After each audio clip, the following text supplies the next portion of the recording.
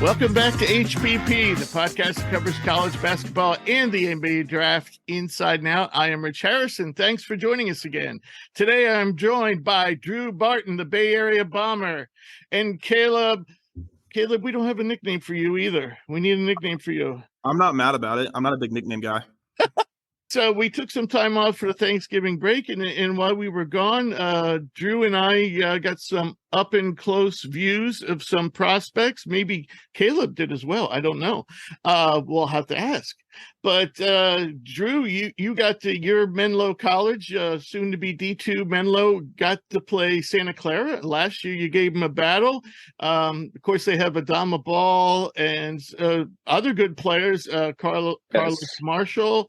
Definitely NBA prospects, maybe not high end prospects, but they're notable. They're on the radar. Yeah, on the radar. So how'd that game go?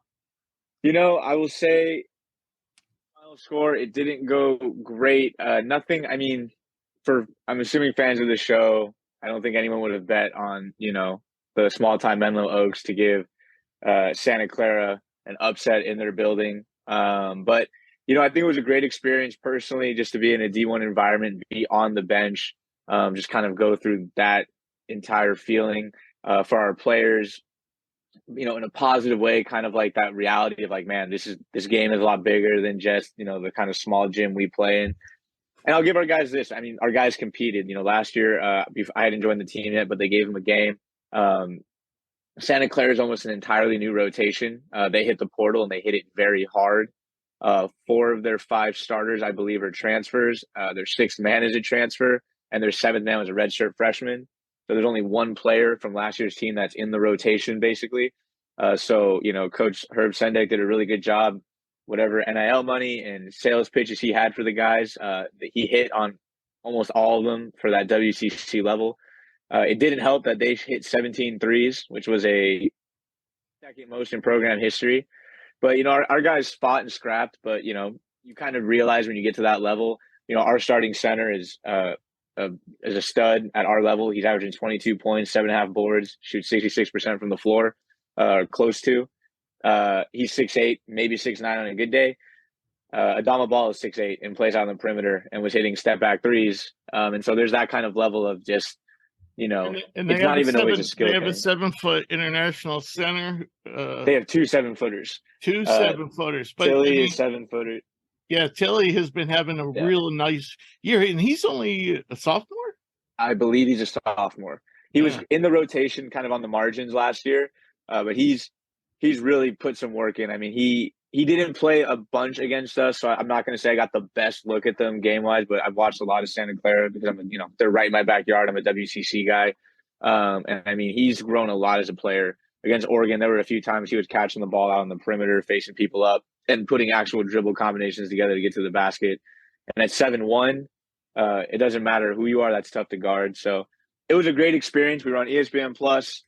We had a couple moments. At one point, I think we cut it to 11 or 12. We had an 11-0 run in there, like a 9-0 run. So it was a great experience. I know the guys probably don't feel great having lost in the by the final score we did, but for what it's worth, we then followed that up playing a team that's not very good by all metrics, but we beat them 112 to 60. So our guys got their kind of revenge game. The team is not, for what it's worth, it wasn't the fiercest of opponents, but it was a nice little, kind of get right game, hopefully, for the guys.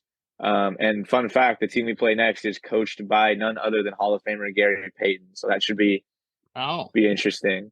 So it's been a fun couple of weeks, but personally, it was an awesome experience. So let me ask you this: of the guys, of their starters, I know their starters played limited minutes, but of those guys, which impressed you the most in terms of pro potential? I don't think it's any surprise to anybody who's been following. Carlos Marshall is legit. Carlos Marshall Jr. transfer from East Tennessee. I believe he was on the roster last year, but was injured and ended up not playing much, if at all. But just watching him in warmups, his body, I mean, he is legit. He's all of 6'6". He is strong. He's big. He's athletic.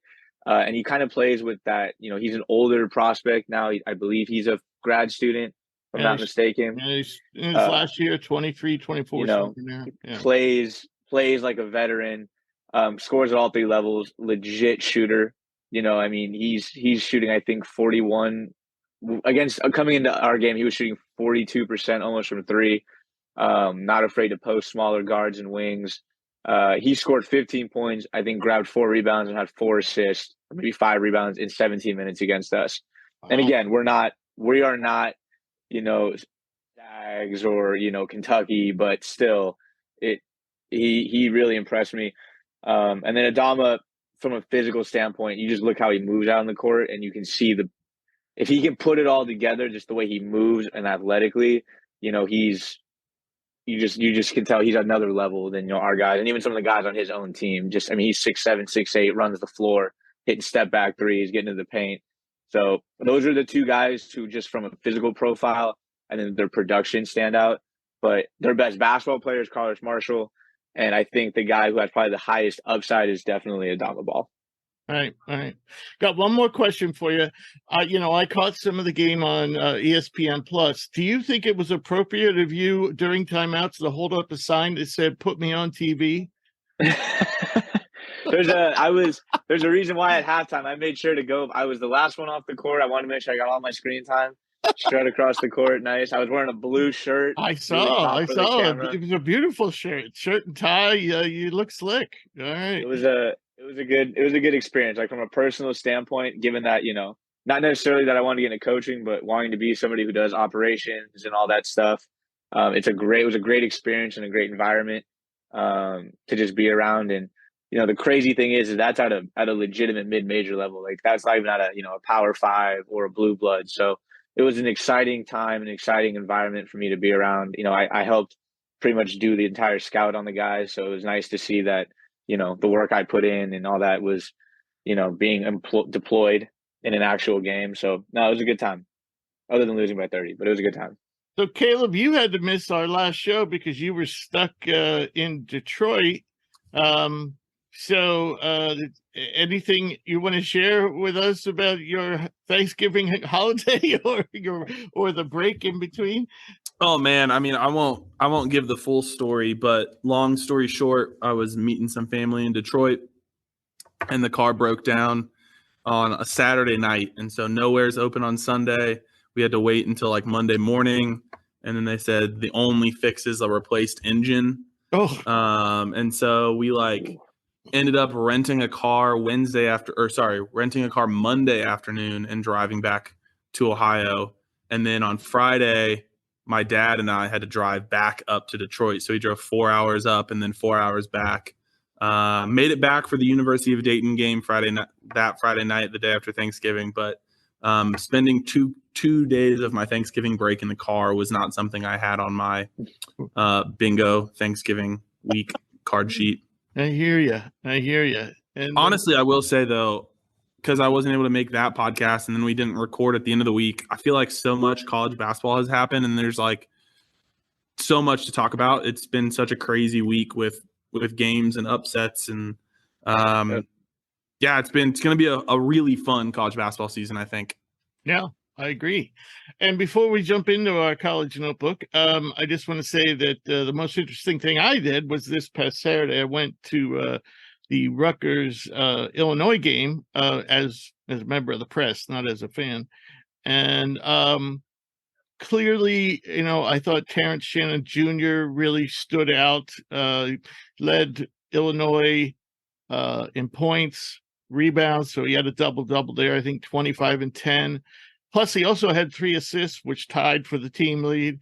Coleman Hawkins, it was his first game back after missing 3 games. And actually, at the presser afterwards, Coach Brad Underwood was very frank about his injury, said it was knee tendonitis. Now, tendonitis, anybody who's ever had that knows that it can come back on you at any time, basically. But he looked good. He led the team plus minus. He was plus 25 in the game. He sat out, a good portion of the second half of the first half. So in between minutes like 11 and 20, and that's when Rutgers made it a game. But yeah, and Shannon too was like plus 23 in the box score. But Cliff Omoruyi, who is going to be a guest on this show, he did not have a good game. Cliff missed a lot of bunnies. He seemed to be bothered by Illinois' length. It's just it was a good game for Rutgers all around. Their guards are so small, and you really don't notice it on TV, but when you're there, their guards are really, really tiny. And and Illinois has people like Damask and Shannon handling the ball, and those guys are like 6'5", 6'6". And Rutgers guys aren't just small height-wise; they're thin, they're skinny guys. And so I think Rutgers is probably going to have a long season. But all right, so let's jump into the notebook. And the biggest item I have to report is Bronny James been cleared to play. He's been warming up before games, been knocking down threes. It seems to be any day now. Of course, USC is coming off a thumping at the hands of Gonzaga on Saturday night. I think USC, they've been struggling. And Collier, the freshman, the ESPN just moved to number 1 on the draft board, which is ironic because, when he was playing well, the first 3 or 4 games of the season, they didn't have him there. And now that he's not playing well, now they move him up to number 1. But anyway, so what do you guys, your thoughts on Bronny coming back and the way they looked against Gonzaga? I mean, honestly, away from basketball, it's good to see Bronny James, healthy. And, when that whole thing happened, it's obviously like, take the game away, take even the name away. You just never want to see a kid, a freshman, getting ready to play, make his college debut and have this season, have to go through something like that. I'm sure it's terrifying. So, I'm glad he's healthy. I'm glad he's okay. I'm glad he's looking to get back. But I don't think as a team, I don't really think this is a massive needle mover. I was never someone who was super, super high on Bronny James. I think this team is struggling. I mean, this is the first time I watched USC play a full game was against my Zags, and they looked pretty much overmatched from tip. I mean, they had a few runs in them, but how much does Bronny change that? To me, I don't know. I think he's a really solid player. I think he's definitely going to be a plus to have, especially in their guard rotation, because they lean so heavily on Collier and Boogie Ellis. I think Boogie played the full 40 minutes, and Collier was well against us. So do I think he helps? For sure, but I don't think he's this massive needle moving, like, oh, he's going to right the ship. USC is going to get back, have a quick turnaround. I watched that game. I don't think that they were really at all close to the Zags. I mean, they got great bench production from their 2 forwards and Greg and Huff. They had no answer for them. They had no answer for Graham Ike. And Watson didn't even play a great game. And they just couldn't keep him off the glass. Didn't really show too much fight defensively. Got completely out-hustled. And I thought Collier was actually really solid in the first half, but I think the wheels kind of fell off for him in the second half. He had all 3 of his turnovers in the second half. He looked pretty winded. I know the Zags love to play at a super quick pace, but in a game where Stromer, Hickman, and Nemhard all played 35-plus minutes and looked fine conditioning-wise, he looked like he was just a step behind. So USC has been a bit of a disappointment. I believe I actually picked them during our tournament picks to win their tournament and everything. Look, it's a good opponent. It's not like they got blown off the floor by a bunch of nobodies, but I don't think Bronny James, if he plays in that Gonzaga game, really changes all that much, to be honest. I think the Zags still win. I think they still win pretty handily because there's other issues they got to figure out. He just gives them some reinforcements, maybe takes some of the pressure off of Boogie and Collier, at least as like a playmaker. I think Bronny is a really smart player. I will give him that. And so hopefully he can kind of help get the offense going and make it not so much just a 2-man game between Collier and Ellis. I think Drew kind of hit the nail on the head there. So I'm not going to rehash everything. I think the game said a little bit more about Gonzaga, honestly, than it did against USC, right? Like Gonzaga shot 55% from the 3-point line. If you shoot 55% from the 3-point line, you're probably not going to lose many games. I think Mark Few really likes the team that he had, the team that he has, especially if Huff and Greg play this way. Like being able to bring both of those guys off the bench to for the wings is going to be really important for Gonzaga. Super excited that he's back. I agree. I don't think Bronny would have made much of a difference. Love seeing that he's healthy, but I think he's much more of a like 3-and-D kind of wing player, and I think he can add some second side playmaking. I don't even think he's gonna take the load a ton off of Boogie and Collier. Like, I still think you're gonna see the two of them drive absolutely everything. It's gonna be a lot of his turn, my turn, his turn, my turn. And I think what it comes down to for USC is, can Andy Enfield get some sort of offense running to get some ball movement, to get some open shots? Obviously, like, shooting percentage isn't everything, but they shot in the 20s from the 3-point line. And so they're clearly not hitting shots at a clip that they need to win the game, and to like be competitive when it comes to like an NCAA tournament quality team. So super excited to see Bronny back. I think this says a little bit more about Gonzaga than it does against USC. I was a little higher, I think, than I wanted to be on USC. And I think like I overlooked some of their deficiencies on the defensive end, especially with like the size with some of their roster outside of Iwachiku coming off the bench. So, I mean, not a ton to say, adding on to what Drew said.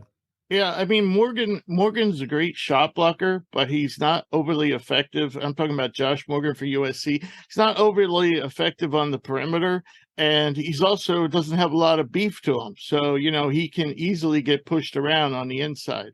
They have a lot of forwards on that roster, but they're all like freshmen and sophomores, like Iwachuku, who hardly played last year because of a similar thing as a Bronny.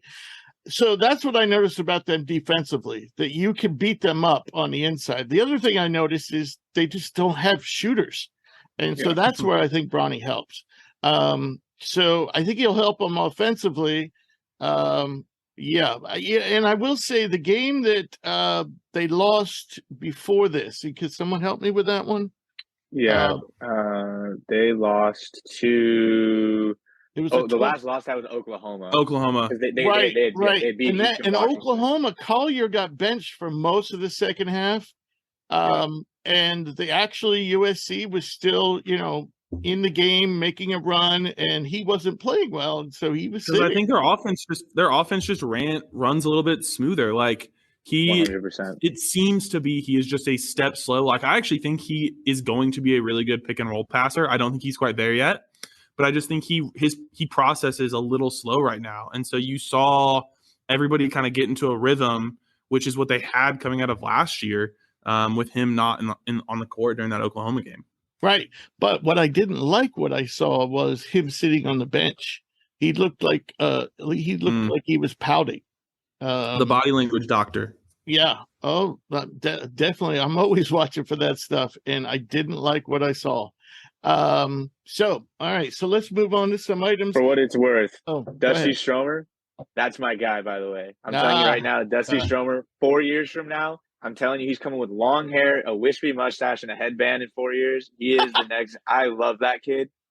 So I hope you don't say he's the next Corey Kispert. No. But I love that kid. I think that he's made of all the right stuff. I think, I'm not going to say some great elite NBA prospect, but that guy's going to be a 4-year player at the college level. And I think he's going to be a guy that we look back and be like, Zag's legend. I think that kid is awesome. Big fan of him. He's on our draft board, not in our top 200, but he's there. And I watched him a little. I guess it was in Maui, and I was impressed. He made one move at the basket where he hung in the air too. So he's a little more athletic than I thought he was going to. He's tough as hell. He's a he against, who was it again? I think against UCLA. I think he scored 2 points in 40 minutes, but he had like 6 or 7 rebounds, all the right hustle plays. Total. He's big fan of him. I don't know what the NBA future looks like, but that kid can play. I really like Dusty as well, and like I know it hurts Gonzaga this year to have Venters be out, but as far as like Dusty getting into the rotation and his personal development, I think having that free time to just be able to play freely, not worry about making mistakes, but also have that structure around them with the guards is going to be so important for his development. Like, I think he's going to be so far ahead than if he had been, if like Venters had been there the whole year. Absolutely. All right, so we got some good news on the NCAA granting some eligibility this week. Aziz Bandego was granted Cincinnati center. And of course, Cincinnati's undefeated, and he got approved. Another undefeated team got good news when Musa Cisse was approved to play for Ole Miss. But Brandon Murray is still waiting on the waiting to hear from the NCAA. So, another guy who got approval was Daniel Bacho of Louisiana Tech. He's playing very well. Raekwon Battle of West Virginia was denied. That was his second. He appealed and he was denied a second time. So I guess he's not going to be playing this year unless he decides to go pro. He's an older guy, so it really is a shame. And it also seemed like he had a fairly good argument. Other guys that are still waiting for approval are Jalen Cook of LSU, Southern Miss's Andre Cabello, which blows my mind. Rick Pitino didn't want the guy. So what's he supposed to do? He had to leave St. John's. Rick Pitino told those guys, don't come back. And so Cabello had no choice but to transfer, and the NCAA still hasn't given him a waiver. Adam Miller of Arizona State still waiting for one, and so is East Carolina's Cam Hayes. Any comments, guys, or should I move on? NCAA is going to do what the NCAA is going to do. I feel like I've got no rhyme or reason or measurement to predict who's going to be eligible and who's not. Right. I agree. Yeah. I agree. Crapshoot.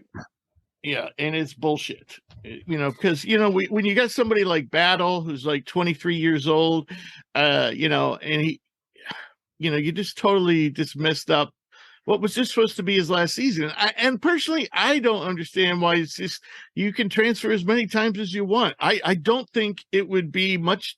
I think the worry was that certain teams were gonna get all the good players and nobody else was going to have anything, but it's not working out that way. You can only start 5 guys, and most guys don't want to go and sit on the bench all game. So they're going to end up spreading out anyway. I don't understand what the NCAA is thinking. But yeah. All right. On the injury front, got some good news too. Jerome Hunter, who has been out for a medical reason, and we were told in the summer that he probably wasn't going to play this year. Well, you know what? He started practicing on a limited basis last week. So I don't know if it was heart or something else, but looks like Jerome Hunter is going to play for Xavier this year. 2 guys made their debut. One is not a college player, and that's Matas Bucelis from G League Ignite. He's the number 1 prospect on our draft board, which Caleb has a problem with, but we won't get into that today. And the other guy who made his debut was UK's 7-foot center, Aaron Bradshaw, a 5-star guy. It was an okay debut, but UK still lost. We'll talk about that a little later. Other injury news. Dalton Connect is questionable for Tuesday's game against George Mason, who is 7-1, by the way. George Mason is. Stephen Castle of UConn is likely to be back Tuesday against North Carolina. Traymon Mark looks like he will probably be back this week, but they're not rushing him. But he's, when he landed on his spine, they were pretty worried, but he's going to be back soon. No word on DJ Wagner and Tyrese Proctor. Wagner's out with an ankle. Proctor, I'm not sure if it was a foot or lower leg or ankle. And no word on when those guys are coming back. Do you guys know anything about Wagner or Proctor?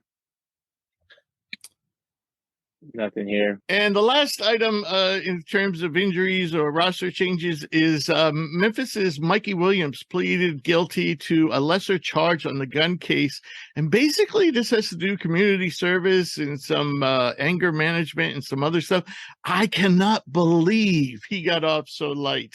I cannot believe it. He shot bullets into a car with people in it. So what are they going to do? Put him in jail if he hits somebody, but if you miss, that's okay.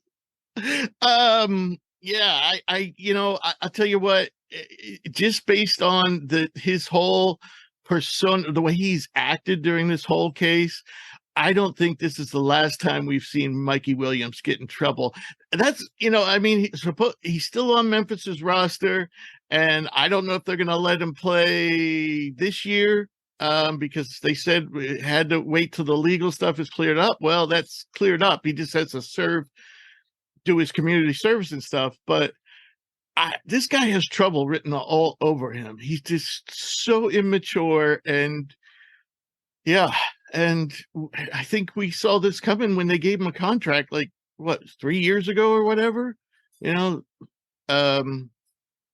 you're on the recruiting trail. Any comments here? I mean, I get it that kids make mistakes, but man, letting a 16-year-old have a $9 million house just feels like a recipe for trouble. Wasn't that much, but $3 million house, whatever it was, was living by himself. Like, the kid has made some mistakes, and I don't know. I'm not going to say that he hasn't learned. Maybe he has. I don't know close enough to the situation, but yeah, I don't know what's going to happen next. I'm as curious as anybody. I would love to see him on a college basketball court, just for the sake of, like, I don't know what to expect. 100%, Caleb. I'm just curious because is it going to like combust spontaneously when he steps on the court? Like, what is going to happen? Like, especially for a Memphis team that's kind of notorious for just kind of having this almost like kind of loose. We're going to roll the balls out, be a little bit more athletic, just be a little bit more physical, and hope it works out. Like, I'm very curious, but yeah, I don't know how you get off so light. I mean, I just feel like, especially with the whole Brandon Miller situation last year, like, you would think that college basketball in general is just very like, would be worried, be very like worried. scared of this. Oh, not to mention at New Mexico State, another player killed somebody. I mean, after last year, they'd be more like anything to do with guns, firing guns, just like on the basketball side of things. People would be like, yeah, I want no part of that. I want to touch this, like that, but. What are you gonna do? I think Memphis is asking for trouble. They become, a place for malcontents and people who got in trouble. And New Mexico State was that place for years at a lower level. But Jerry Tarkanian used to do this too at UNLV. But New Mexico State, we saw what happened. You play with fire long enough, and eventually it's going to explode on you. And that's what happened in New Mexico State. So I'm not rooting against Mikey Williams. It's just, from the what I'm hearing, blips here, blips there. This kid just does not seem to have his priorities right. It doesn't seem like he is too concerned about what happened. And it just doesn't seem to I don't know. Yeah, I'm just concerned that he's really hasn't learned. I don't disagree. I do just want to see him play. Like, super curious. I'm sure he's a highly skilled player, right? Been doing a lot of skill work in the gym, always posting those hoops hype videos, but like, does that translate onto the court? Well, maybe we'll find out. Maybe we won't. I don't know. Right. And of course he was much higher. I mean, he finished like around 50 in the composite rankings after his senior year. He was much higher before his senior year, but he, once he got that contract, he kind of coasted through his senior year and, played when he felt like it, gave effort on the court when he felt like it. And none of these are good indications. How many times have we seen a guy get the money and then, he just disappears? So is not ready to put the work in. We shall see. All right. So, I want to make a note, I know it's long gone now, but Cam, I'm sure Cam could make this show, and I wouldn't be surprised if he's going to listen to the show immediately after we post it. I think the reason why he's not here is because of that piss poor performance in picking the holiday tournaments, the Thanksgiving Day tournaments. I obviously, I don't want to go over all the tournaments, but I just want to point out Tennessee really let me down. Ohio State came through, which was nice. Also, Oklahoma, or not Oklahoma State, Iowa State also let me down. Drew played made the smart play by picking Kansas at Maui, because even though they didn't win it, they beat Tennessee. So guaranteed win with that whole Chaminade matchup too. Right, right. But so you ended up beating us there in the Maui. You also picked FAU, which was nice, to win the ESPN events one, and both Cam and I went with Iowa State, and I thought the one team that none of us picked I thought might win it was Texas A&M, and FAU disposed of them in the semis. So FAU seems to be right back on track. But either of you guys have any comments about the Thanksgiving Day tournaments, except what great action at Maui, that's for sure. Yeah, I thought it was the first week or first slate of games that I got to really sit down and watch. Given like with my job being in college basketball, like the one thing that sucks is even though we are like in that D2 NAI level, we still are playing during this time. So this was the first real basketball I got to watch, especially for a lot of these highly touted teams. I really like this FAU team. I said it back on the pod. I think that Bryant loss was more of a really bad shooting night, more of a fluke. I mean, this team is legit. They're loaded. And I think since then, they've been playing really good basketball. I thought the Maui and the Battle for Atlantis gave us some really good games with some really good teams. The Maui, I know I picked Kansas. I believe you guys picked Tennessee, but that was one of those ones where I think Chaminade and probably Syracuse, it was kind of a crapshoot. Like it could have been anybody in a positive way. There's a lot of big teams there. But it was just a lot of good basketball. I really enjoyed it. I watched all of the Maui. I watched all the Battle for Atlantis, and I watched most of the ESPN. Then I watched the one-off game of Arizona versus Michigan State. So it's just great to have college basketball back. And I love seeing these big matchups. It's just really good for the sport. I believe there was a coach talking about this. I forgot who it was, but actually I think it was Hurley from UConn. Coach Hurley saying like we have to have these big games in the preseason. College football is dictating so much now. Like these big games, this UConn versus Kansas and the Maui being loaded and the Battle for Atlantis being loaded are super important. So it's just really nice to see that damn near all of the AP 25 at the time was in action against other AP 25 or good teams, even if they weren't ranked, teams that are still competitive, still good. So, what started this trend was that Phil Knight thing that they do every other year. That Phil Knight. Yeah. Phil Knight tournament. I mean, they've had Maui. Like Maui's been around for a while. No, but I'm saying they now have more tournaments than ever, and even so, like we have and they've always had like the conference challenges for a number of years, but you have these games, here and there, like UConn and Kansas on Friday night, and then you have all these matchups where with top level teams facing each other, and you really get a good sense of who's good and who's not early on. Yes. And I think that's everybody's beating everybody. Yeah, well, that's true. That's true. Do you have any thoughts about the holiday tournaments or anything that's transpired since then, up until, let's say, the last few days? Because we're going to get into what happened over the last few days. Sorry, nothing crazy. I mean, similar to Drew, like it was my first time. I feel like this year really getting to sit down and watch a lot of basketball, a lot of really good basketball. I loved Maui this year. I thought the field was great. Even some of those consolation games, like Kansas, Tennessee, Gonzaga, UCLA, a lot of those were a lot of fun too. Oh man, that Purdue Marquette game was an absolute gem. Yeah. Just a blast of a basketball game to see. Like, and I think it was really cool too. Like over the last couple of years with the transfer portal, as teams I think have gotten a little older, you see like continuity from year to year. And so, that Maui championship game, Purdue and Marquette, like every person outside of, Miles Colvin, the freshman for Purdue, outside of him, everybody on both of those teams were coming back. And so those two teams really knew who they were. And you were really able to see the X's and O's and the coaches go back and forth at each other. So just overall a great week of basketball.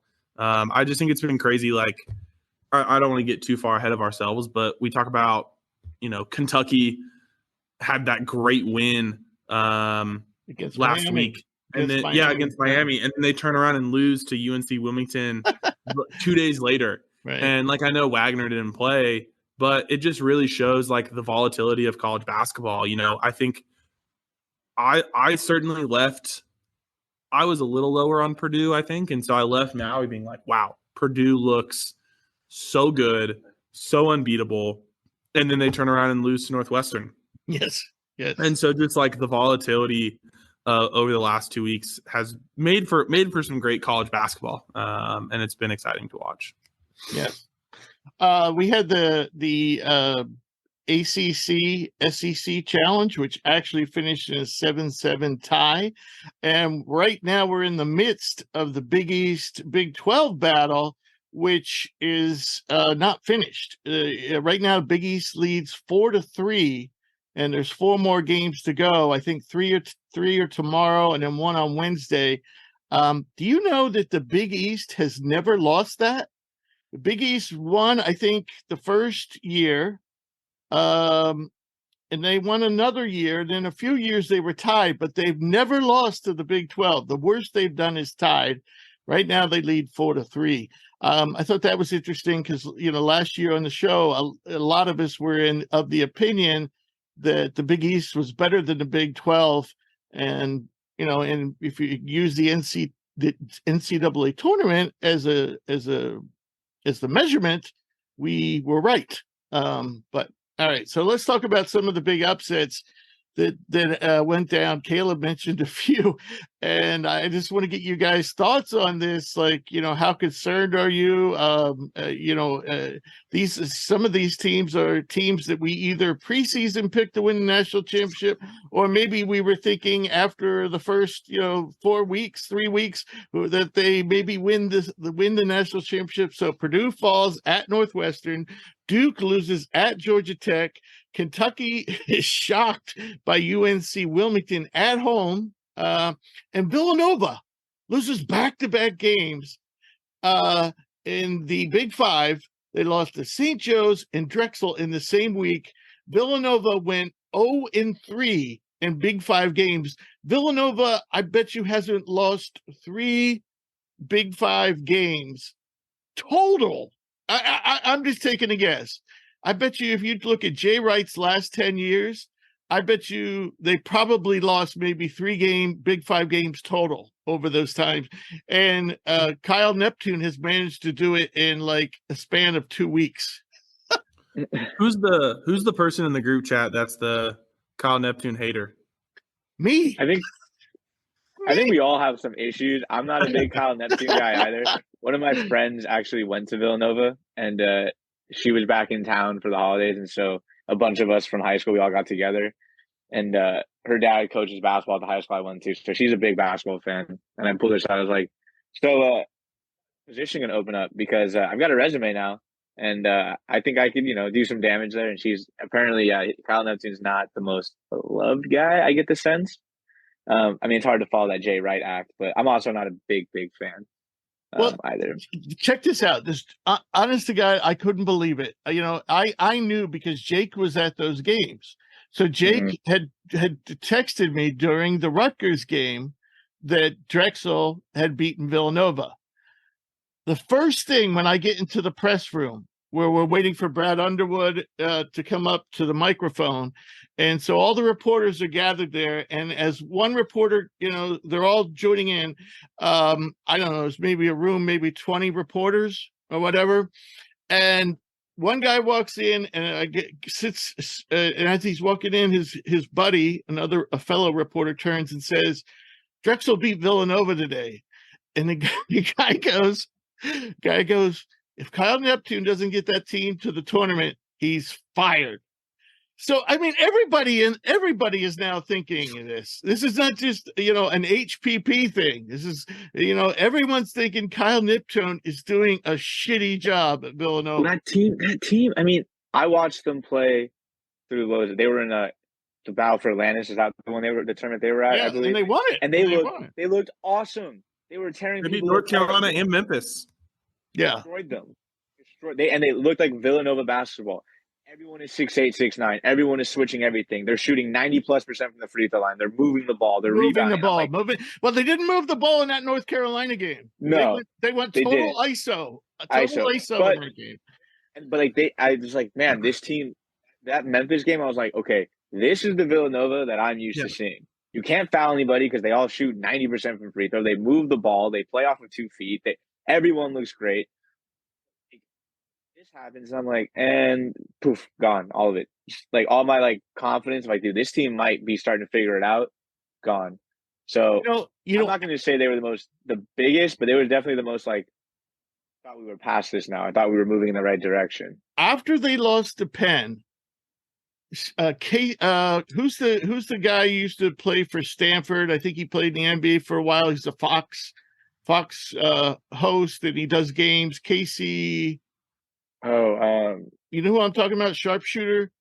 Yeah, I know. Anyway, he was in the studio during halftime, and they were showing. I don't know. This was after the Penn loss, and he said, Villanova seems to have the talent, but I'm not so sure that Kyle Neptune has the. I forget the exact word he wanted, but basically the strategy, the coaching mindset to get that team to work. I've heard so many comments now from the national media, or the other day from the Jersey media, people who doubt him. So if we're doubting him, that's why I wanted to get Jake on the show today to talk about this. It's going to have to be next week because Jake is now very sick, by the way, folks. He's down with bronchitis. All right. So I know we focused on Villanova, but anybody shocked about the Purdue game or the Duke loss or the Kentucky loss? I will say I'll be the first. Maybe I'm just a bitter Zags fan from the drubbing they gave us last year and the loss this year. I'm not a Zach Edey dude at all. I have been out on him ever since he got punked by Doug Eder and the St. Peter's Peacocks, and then followed it up by getting bounced as the second one to lose to a 16, and then now Boo Booey sent him home. So, are you saying they lost to Northwestern because of Zach Edey? No. I'm just saying I don't think that dude can. I don't think he can carry the load. I don't know. I'm just not. I think that team, when they look good, they look great, but they always have these they lost to Northwestern last year. They have like these inexplicable losses. I just don't know. And maybe again, I'm just a bitter Zags fan over the last 2 years that we've lost to them, but I'm going to just be completely honest. I'm not super sold on that team. I mean, look, they're really good, but I'm willing to bet that they're going to let us down when it matters most. I'm not super sold. I'm wondering if Purdue fans aren't thinking, here we go again, because, that was one of the things that probably stuck in their craw, from last year, was losing at Northwestern, and they did it again, So remember last year we were talking about, we used the words that Caleb used early in the show. Caleb said Purdue looked unbeatable. And that's what we were talking about early in the year last year. No, but how the hell could you beat Purdue? You can't stop that guy. And he had 35 and 14 against Northwestern. So what else can a guy do? But it comes back to They have more turnovers. Let me finish. They have more turnovers and assists, and they shot 5 of 19 from 3 in that game. I mean, that's exactly what I was going to say. You and I, Rich, talked about it when we did the Big Ten preview. Like, it comes down to, can they get shooting from Fletcher Lawyer, Braden Smith? Like, is Ethan Morton going to provide you shooting? I think Miles Colvin is a really good shooter, but he played 2 minutes in that game. And so, like, even if you played, you just can't get up that many shots to be effective in 2 minutes. And I don't know if their guard play is going to get them there. Yeah, I just think what I'm worried about. And it's not so much. It's not so much offensively; it's defensively. Northwestern was 10 of 20 from 3, 50%. And you know how many turnovers they had? They had 3. Purdue had 17 turnovers. They gave Northwestern 14 extra possessions, and the game still went to overtime. You can't do that. And those guards are pretty good shooters, and they have been. But Lawyer and Smith, and they're small, they're not overly fast. They're crafty on the offensive end, but there's no such thing as being a crafty defender. Is there? I think there can be, but you still have to be on defense. It boils down to, there's an element of like, not physically, I'm not going to let you get to where you want to go, and that's where they fall short. I think you can be a crafty defender. You can double down the post. You can poke balls out. You can do like crafty things. Team defense. Exactly. Yes. But element of defense where it's like you want to go there with my speed, my strength, my verticality, not going to let you do that, and that's where I think they fall short. And again, this isn't so much like, look, again, I'm not the biggest Zach Edey dude, but like, so I think there's an element when he's in the game. I also feel like kind of predictable and become kind of stagnant because they're so worried. He's doing so much, and like it's like, look, I get it. When you're having 34 and 14, you want to go to him, but it's like I didn't watch this game, full disclosure, but I watched them throughout the Maui, and I just feel like there were moments when their offense was a little bit more fluid and a little bit more what's the word I'm looking for? Equal opportunity. People were touching the ball and doing more because it wasn't just Edey's down low with a 6'8" guy, 6'9" guy on him. We'll just give it to him. I feel like when you're trying to talk about shooting, there has to be rhythm, there has to be momentum. And when you're just kind of expected of saying, hey, he's getting doubled now or tripled or whatever it is, now go catch and just let it rip after you haven't really got shots up and you've just been kind of out on the court, that can be difficult. Again, I didn't watch this game, so I didn't see the momentum. I just kind of followed the game cast on ESPN. Well, at one point, the announcers were saying if Northwestern doesn't do something, they're going to be blown out of the building. And before you know it, at halftime, Northwestern was right there, and probably 5 minutes into the second half, maybe 10, Northwestern had the lead. And from there on out, it was just back and forth. But to me, if you look at the final score, what the hell it was really high for a Purdue game. That just goes to show 88-92. Yeah. That's way too many points. And I saw way too many letdowns from a team defensive standpoint where Purdue, where Northwestern was able to get Edey away from the basket and they'd get a layup because nobody would rotate over. Or Edey was late rotating over. And so, I really think defense is this team's problem, totally. At least based on that game. All right, so we'll move on. And now I'm going to ask you guys a tough question. Who's your pick right now for the best team in the country? And I'll give you a list. This is my potential list, and maybe you have somebody else, but my list is Baylor, Houston, Kansas, UConn, Marquette, even though Marquette just lost to Wisconsin. That was their second loss of the season. Purdue, Arizona, Kentucky, UNC, or is it someone else? I don't think it's UNC. It's always tough because they always are so young. Like they're going to be up and down. They always are. I don't think it's Purdue because I think when they're on, but there's a playbook out now the last couple of years, especially when Edey's like on how to beat them. You can get Edey away from the basket, knock down threes. They are beatable. I think Kansas is just really top heavy. When their big three are playing, they can play with anybody. But if any of those three guys falter, I don't think Baylor's played anybody. I want to say by default, I might go with Arizona right now. I think they have two solid wins. They have one of the most impressive wins on the season in terms of going into Cameron and winning. I still like this UConn team. Despite Donovan Clingan not playing very well, they still damn near took Kansas down in Allen Fieldhouse. So I think that UConn team is pretty legit. I like the Marquette team, but I think I'm going to go with Arizona here. I think a lot of these teams can still make some noise, but like Baylor to me just hasn't really played anybody well enough for me to sit there and concretely say like this is the best team. Houston, kind of the same thing. And I think a lot of these other teams have a flaw that's either been exposed and led to a loss or like we kind of are still unsure about. So I'm going to go Arizona is probably my one. And I like this UConn team still. They actually might be my two. I think that this team, you're talking about a team that like losing in Allen Fieldhouse in a close game where you came back and took the lead and one of your best players was somewhat ineffectual. It still speaks volumes to me. It's like there's no such thing as a good loss, but it sure as hell isn't a bad one. So I think I'm going to go Arizona at my one and UConn might be my runner-up. Well, the pollsters agree with you because Arizona is number one in both polls right now. All right, Caleb, we've given you some time. I'm going to unfortunately agree. I just think Arizona, best defensive rebounding team in the country. Mm-hmm. Their defense has been really good. I think their offense is really balanced. Like Drew said, they've got two really good wins. I think we're going to see a lot about how good Arizona is over the next few weeks. They've got Wisconsin, Purdue, Alabama, and Florida Atlantic all coming up. I'm really curious to see their offense against Purdue's weakness and Purdue's defense.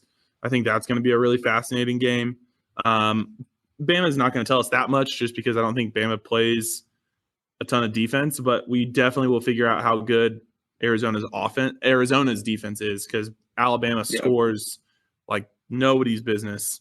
They're the number one offense in the country right now, right? If I'm not mistaken, in like a points per possession or something like that. Yeah, I think so. I feel like they got punked by somebody last week, though. They did. Clemson. I watched the Clemson Alabama game. Clemson handled them. So I don't know if their statistical lead was enough that they like still have it, but Clemson's defense looked really good. Their rotations were really crisp. Their rebounding was really solid. If I was going to round out my top 5, man, this and so this is, I just want to preface, this isn't like who do I think is playing the best. I'm going a little bit more on resume here.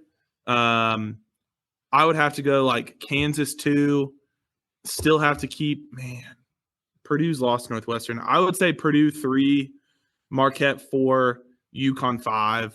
I personally think, especially when it comes to the tournament, I think Marquette and UConn are going to show better in the tournament than Purdue and Kansas. I just really like the ball movement. I really like the offensive versatility, and I really like their ability to play pressure defense in a way that I just don't think Kansas or Purdue will be able to do, especially like when you consider both sides of the court. But I think that's a pretty solid top 5. Yeah.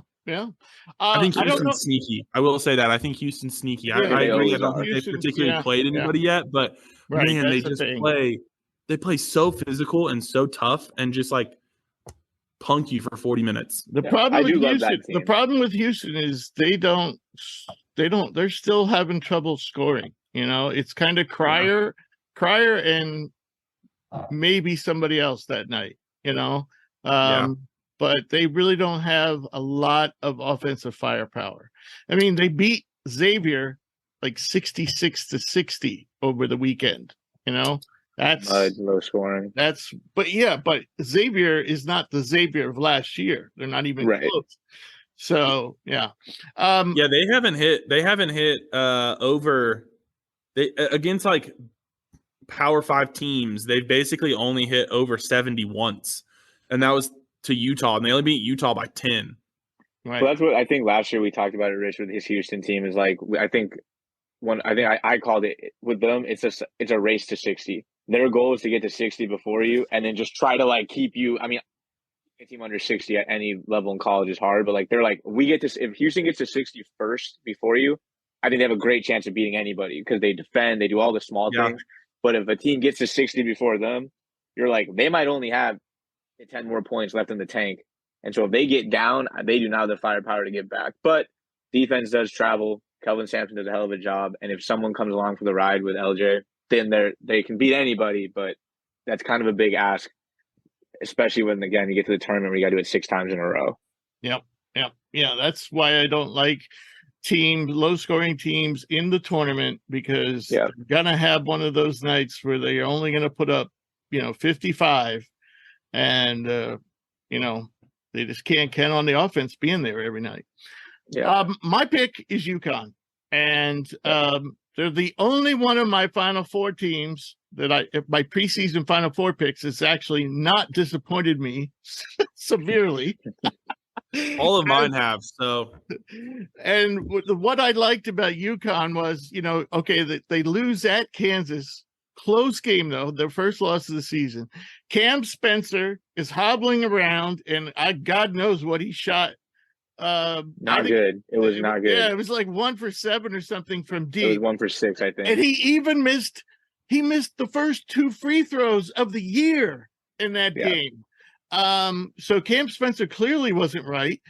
Klingon and Dickerson kind of neutralized each other, and Klingon worrisomely, went out and he was rubbing his foot. Now, remember, he had foot surgery and all that good stuff. So that was a little worrisome, but he did come back into the game. But they also, didn't have the star freshman. What's that? Stephon Yeah, Castle. yeah, right. So you think about that. Clingan had a bad game. Spencer wasn't 100%, and they didn't have Castle, who's might be, who's probably their best pro prospect. So yeah, and they barely lost to Kansas. So that's in why, Kansas. right, in Kansas. So that's why I like UConn. All right. My dad was at that game and said it's the loudest outside of a concert. It is the loudest place he has ever been in his life. I can imagine it came across on the TV as being crazy. Yeah, that was a hell of a game though. We need more games like this. I know we talked about it, but like more games like this early in the season and throughout the season. Like that is what college basketball is about. But I think part of it too, like there's a difference.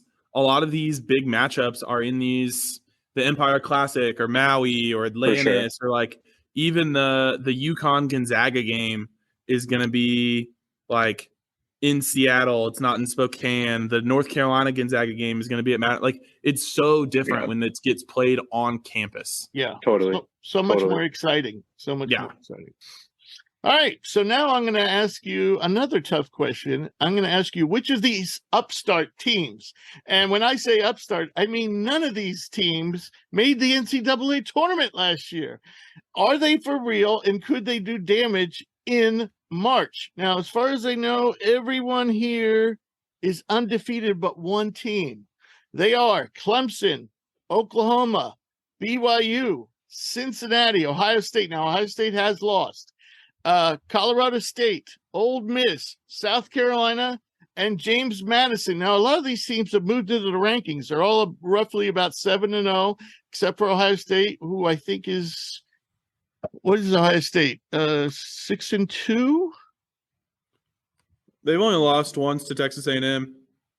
Okay, so they are 7-1. 7-1, yeah. right? So, but yeah, which of these teams do you really like? Obviously they're going to come back to earth to some degree, and not all of them have played very tough schedules.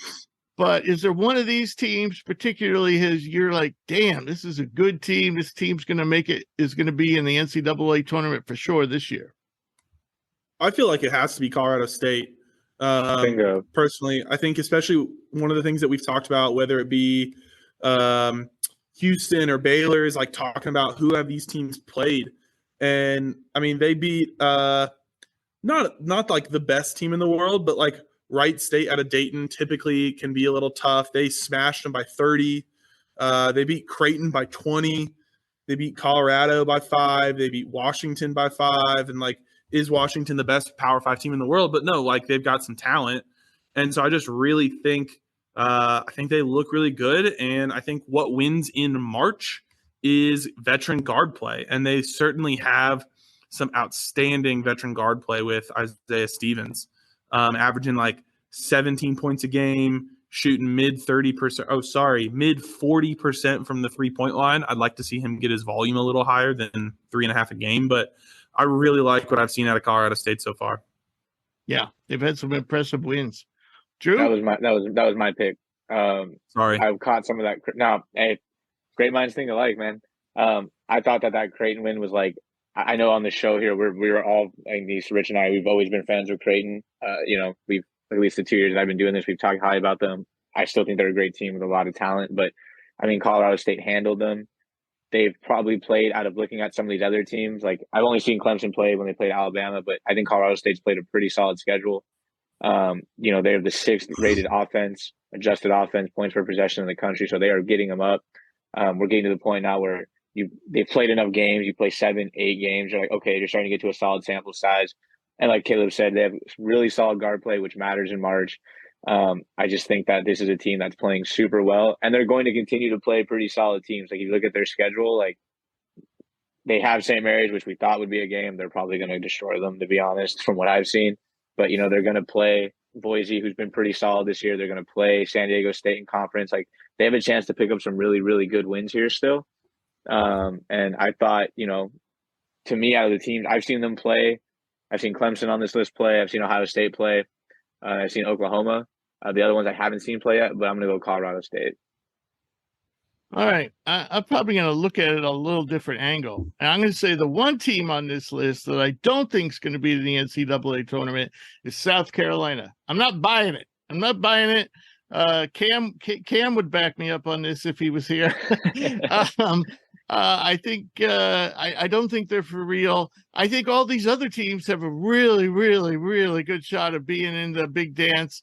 I think the one that might surprise most people besides South Carolina and James Madison being here is BYU. But man, can those guys shoot? Oh, they got shooters galore. Lights out. Shooters galore, and they have bigs that can rebound and bang.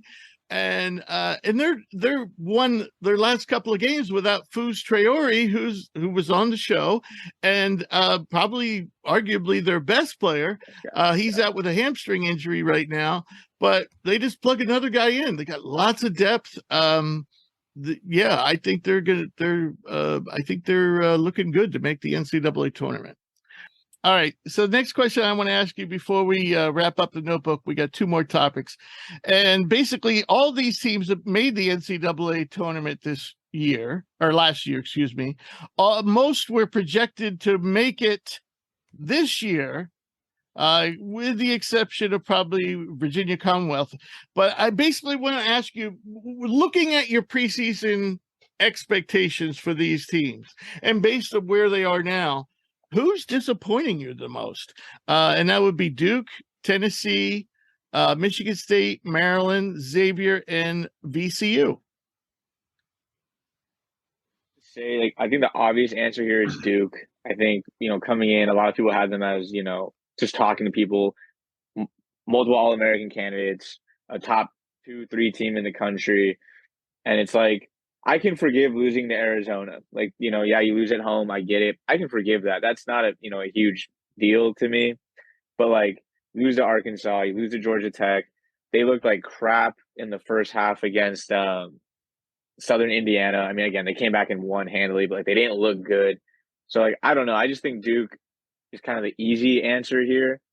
Tennessee always scares me in terms of we're talking falling short because we go back to the argument of defensive teams.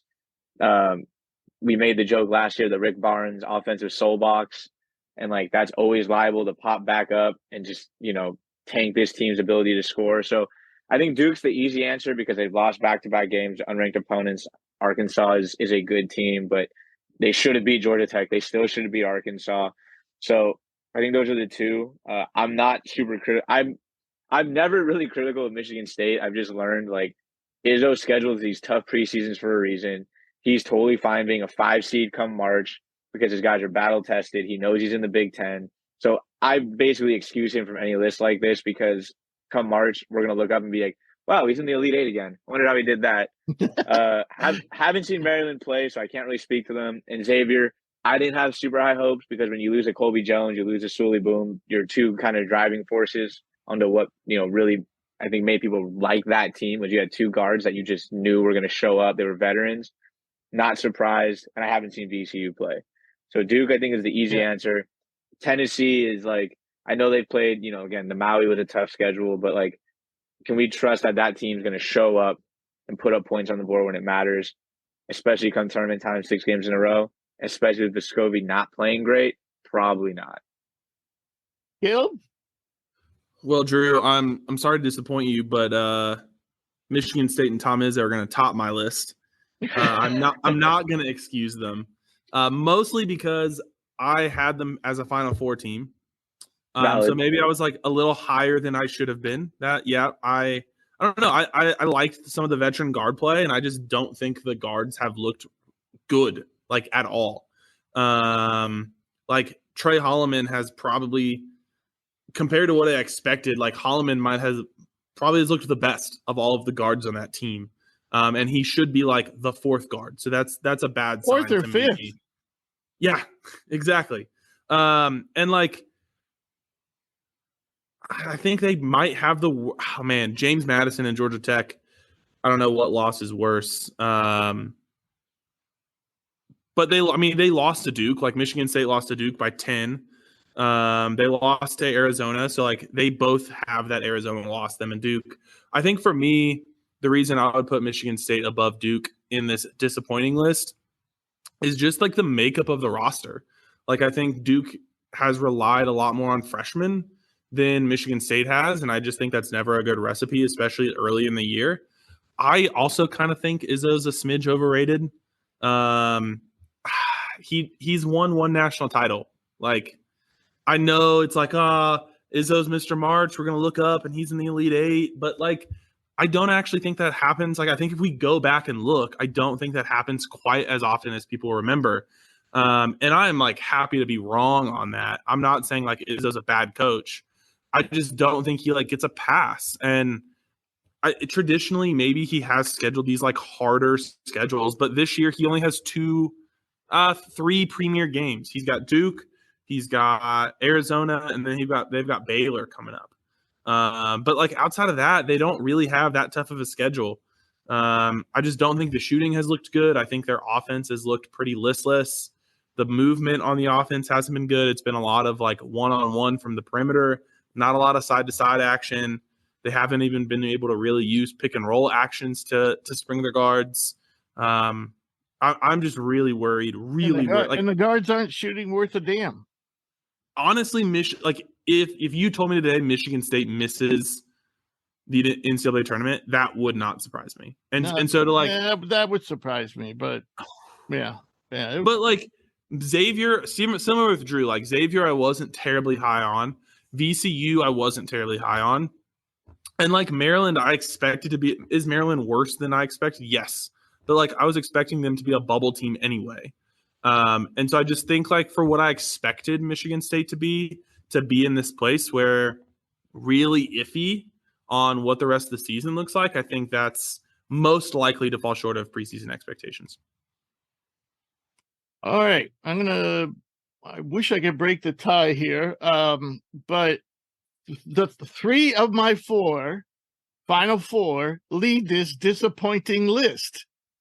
And that's Duke, Tennessee, and Michigan State. And I think Caleb's argument was very sound, and he's right. They have no excuse like Duke does. Duke has an excuse because they're young. And so I'm not gonna. They would not be my pick. Then it comes down to Tennessee and Michigan State for me. Now, Tennessee has lost 3 games in a row, but they lost to Purdue, Kansas, and North Carolina, 3 teams we just talked about being national championship candidates. So I have to give the nod to Michigan State, but I will say I'm very disappointed in Tennessee because they were supposed to be a different type of team this year. And I'm not necessarily seeing it. There's still that offense. I know they put up 92 against North Carolina, but they also gave up 100. So that's just insane for a Tennessee team. So I just don't think they have their offense ironed out. But yeah, I think based on veterans and so forth, right now, I think Tennessee is more likely or has more talent to right the ship than Michigan State. But I do think Izzo will get them together. It's just, I can see Tennessee still being in the Final Four. I don't know if I can say the same with this Michigan State team. Yeah. So, and I can see Duke being in the Final Four still. I haven't given up hope, but I've kind of given up hope on Michigan State. All right. So one last topic, and this is kind of more. Drew, I just looked it up, and in the last 10 years, Michigan State has been in as many first fours as they have Final Fours. Dum, dum, dum. And only 1, 2, 4 Elite Eights in the last 20. So, like, I'm not saying it doesn't happen. Here's the thing, though. One thing you got to consider from a Big Ten fan perspective, Michigan State almost always seems to do the best out of that conference. That conference has traditionally been letting down, the last couple of years in particular. Right. Yeah. And yet Michigan State has still managed to get to like the Sweet 16, seemingly. So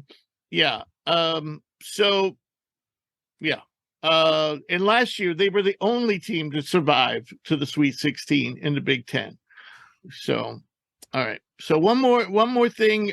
Well, actually two more if Caleb's got recruiting news for us. But I got to ask you guys. Stanford, 4-4 right now.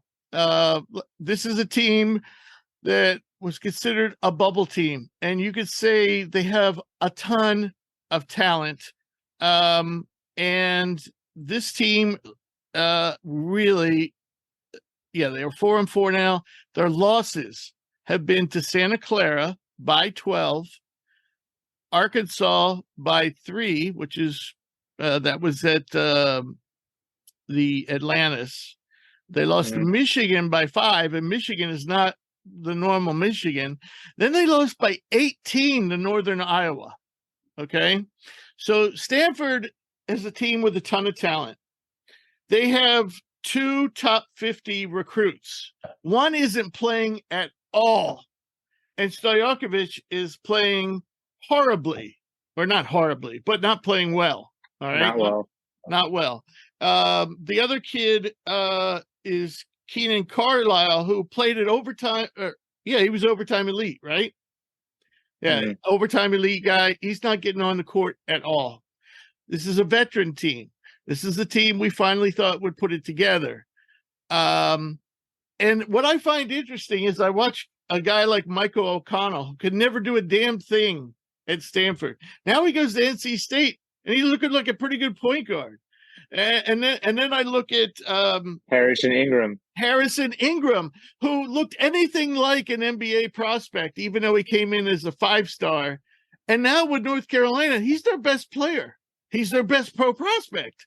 I mean, Harrison Ingram looks really, really good after he leaves Stanford. So my question to you is, should Stanford fire Haas right now to save this season for guys like Spencer Jones, who have been this languishing under Haas, and every year this team underperforms, and I mean underperforms, doesn't come close to expectations. And Drew, I'm going to let you start off because you used to work at Stanford, and you had a funny comment when we were off the air, so I hope you use it again. So I worked at Stanford on their football side. I was there from the trend. I think the comparison I made, I was there during the transition where Coach Shaw left and then Coach Troy Taylor came in from Sacramento State. And you look at, Stanford football, and I'm going somewhere with this, folks, so bear with me, had an amazing run for a long time there. Those first couple of years under Shaw, you had Rose Bowls, Pac-12 championships. I think there was an Orange Bowl. I mean, they were legit NFL prospects were being pumped out.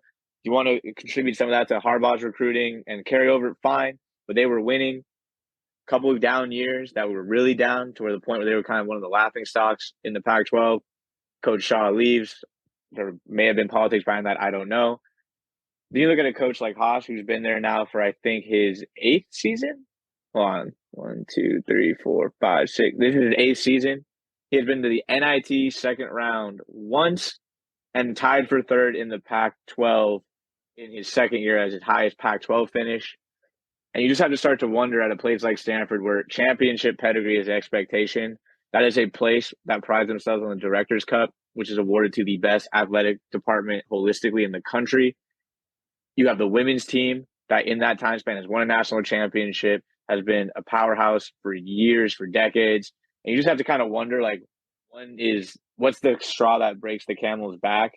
And I think that it has to be this year. I mean, I thought this team had a legitimate chance to make some noise in the Pac-12. I'm not saying they were going to beat Arizona, but I was never super sold on UCLA. I was never super sold on USC. I thought, hey, maybe if it all clicks, this could be a team that takes 3rd.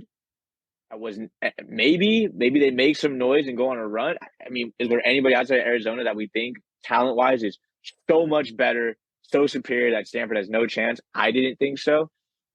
Like, I watched that Santa Clara game. They were up by 12 or 13 at one point at home. And then to lose by 12 cannot happen. That Arkansas game, you have the game in the bag. You go to the free throw line up 3 with a chance to put it away. And look, that's on the player. Bynum has to make that 3 or that free throw. I get it. And then you end up losing. And I feel like that right there is the point we're going to look back on this season, regardless of what they do with Haas, and go, that's where it broke. That could have been a great win for them. that could have catapulted them, maybe built some confidence. They had Michigan down at some points. There's no reason they should have lost to Northern Iowa.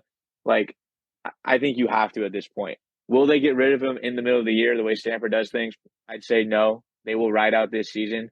But I don't know how you carry on another year with this when you see the talent that's come through, especially now with the transfer portal. You're seeing these same guys leave and go do exceptionally well at other. That's what's going to kill them. Is they're going to go. Ingram came in, got significantly worse as a sophomore. Yes. Had an okay freshman year. Like, okay, I get it. You're a freshman. You're on a team that's okay. And then gets significantly worse. And now he's somewhere where, like Rich said, is the best guy on a team that has RJ Davis and has Baycott. And you're like, wow, this guy's playing really good basketball. I don't know how he can stay. I don't know. You look at their schedule. I think they're beating San Diego State coming up. Arizona's likely to sweep them twice. I don't think they can beat UCLA. I don't think they can beat USC just based on where are they going to get these wins?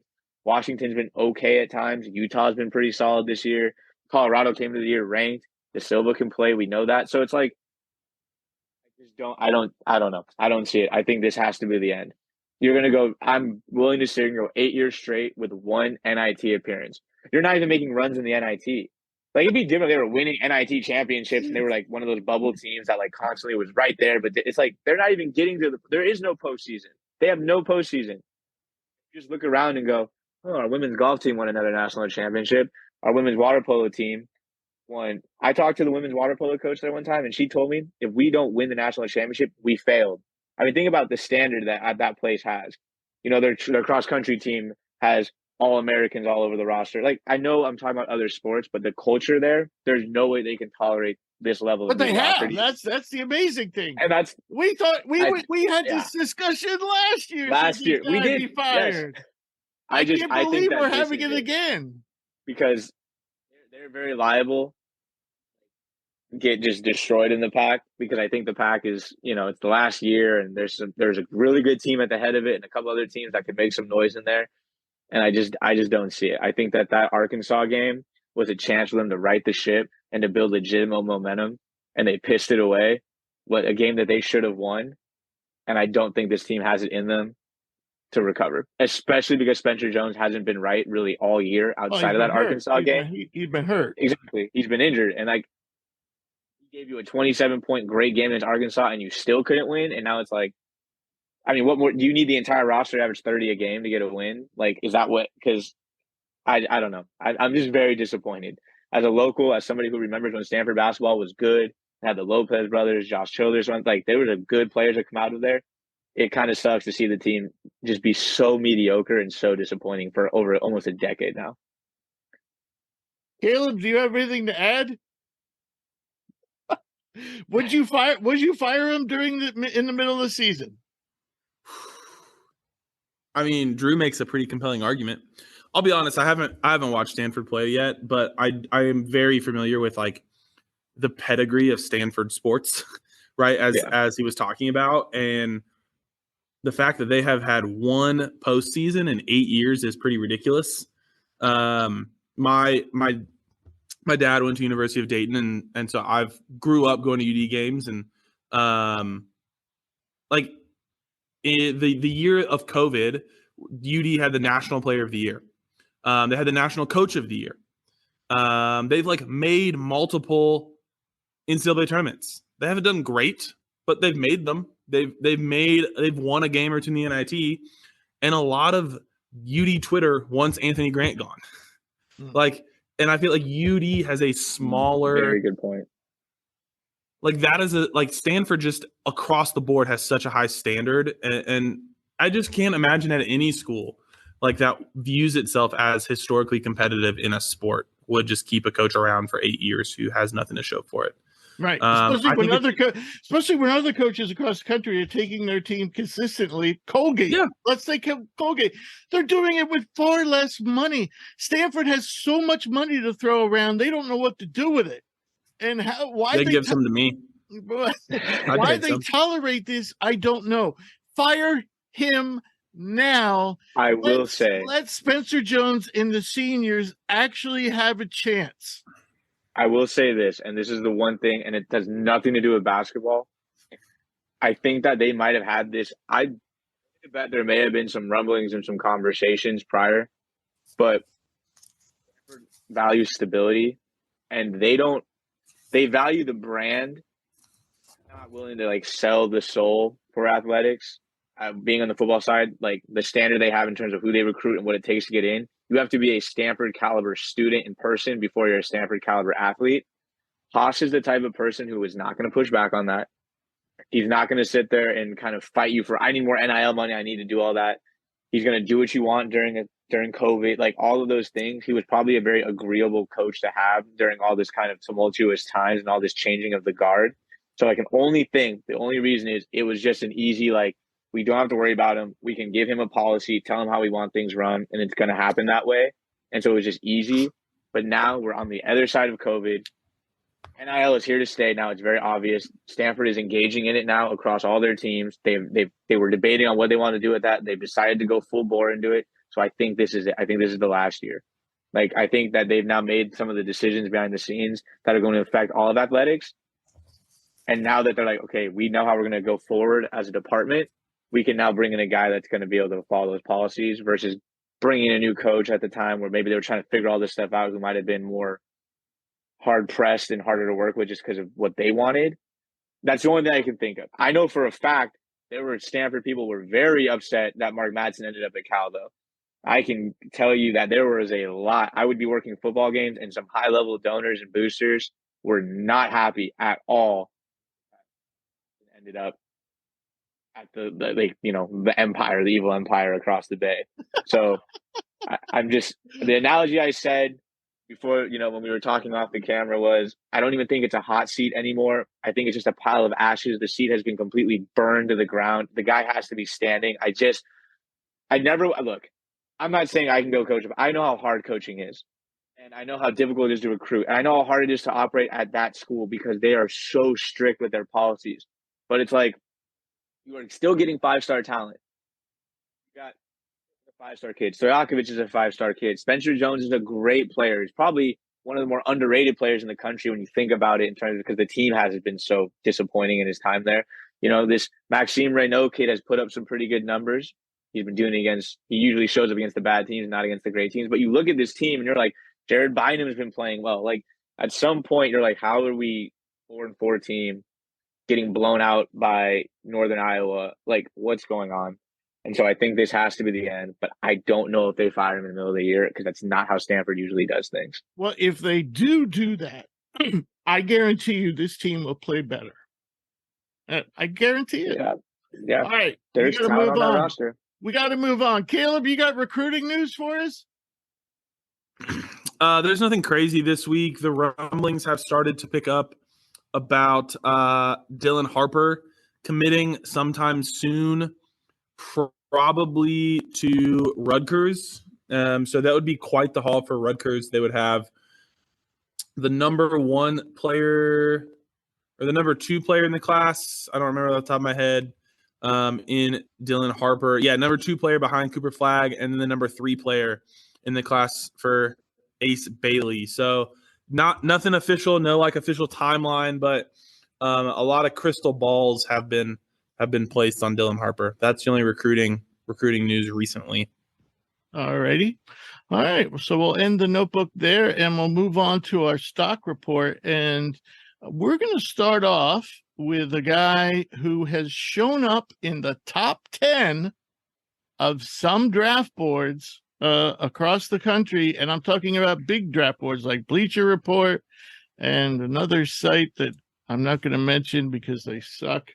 But by the way, the site that I won't mention, the last time I looked at their draft board, they had 2 guys on there twice. So they had him like at 37, like 67. And then they had another guy on there like at 52 and then like at 82. And now they corrected that, but they also have a guy still on there who's not draft eligible. He's still in high school. Come on, get your act together. All right. So anyway, we're going to start off by talking about Carlton Carrington. Some people are in love with this guy. How about you, Caleb? I mean, I really like what I've seen so far. Like, I'm not saying he's perfect by any stretch of the imagination. I know his rim pressure certainly isn't where we want it to be. But he's super young. He's one of the youngest players in the class. I really like what I've seen as far as his passing and his off the dribble shooting. I think he's trying to do a little too much, especially against some of the higher level teams. But I think if especially once he starts to get, like, he's getting to the rim. Like, if you watch the games, he's getting to the rim. He's just not always finishing, or he's kicking it out.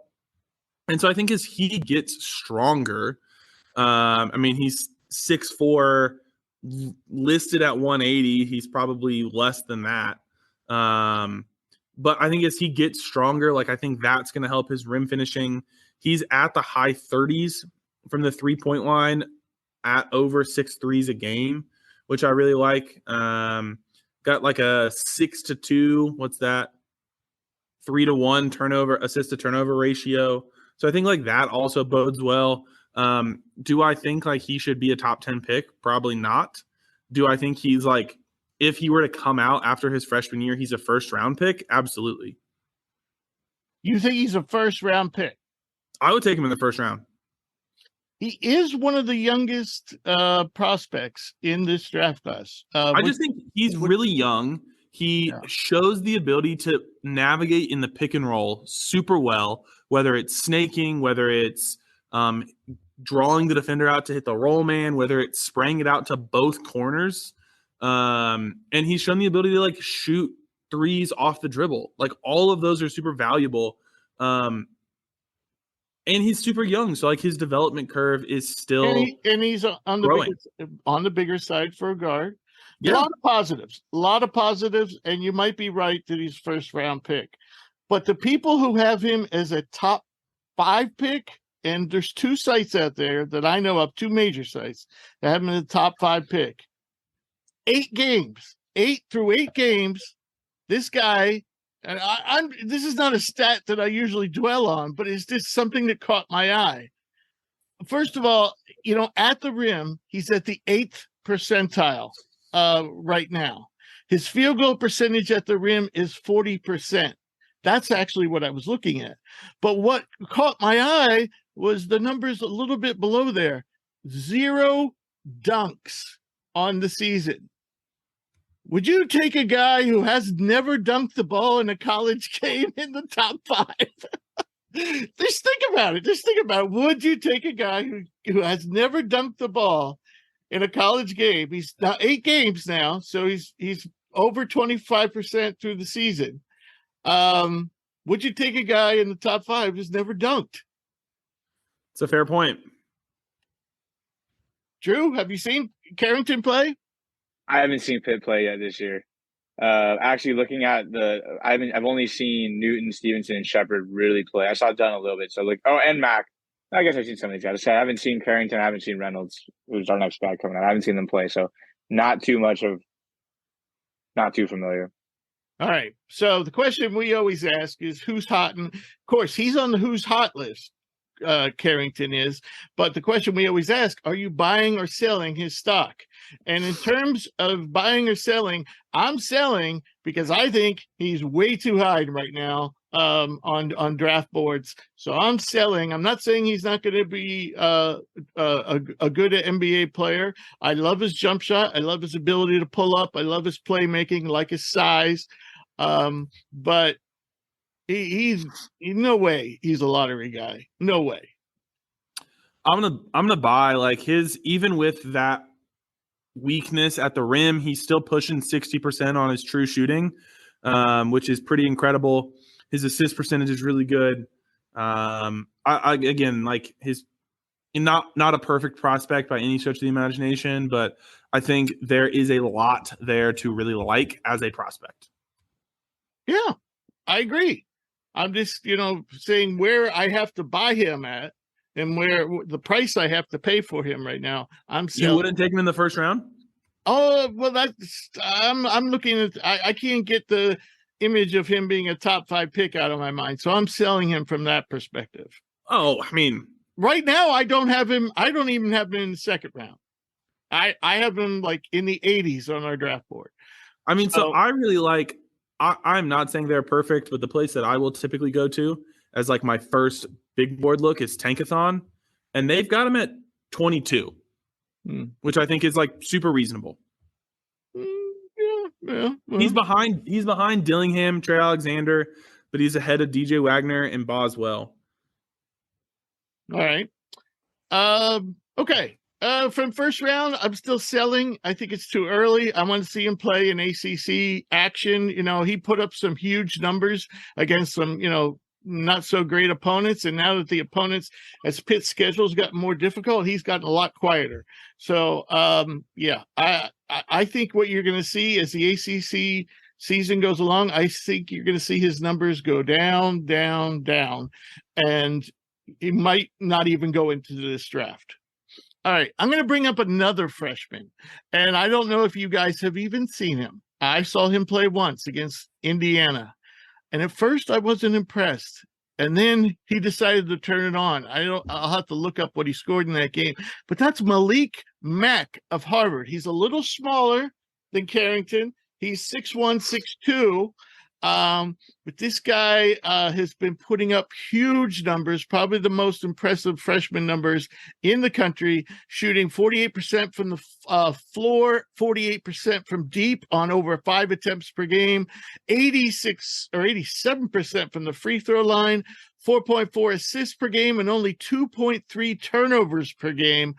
Have either of you guys seen Malik Moore?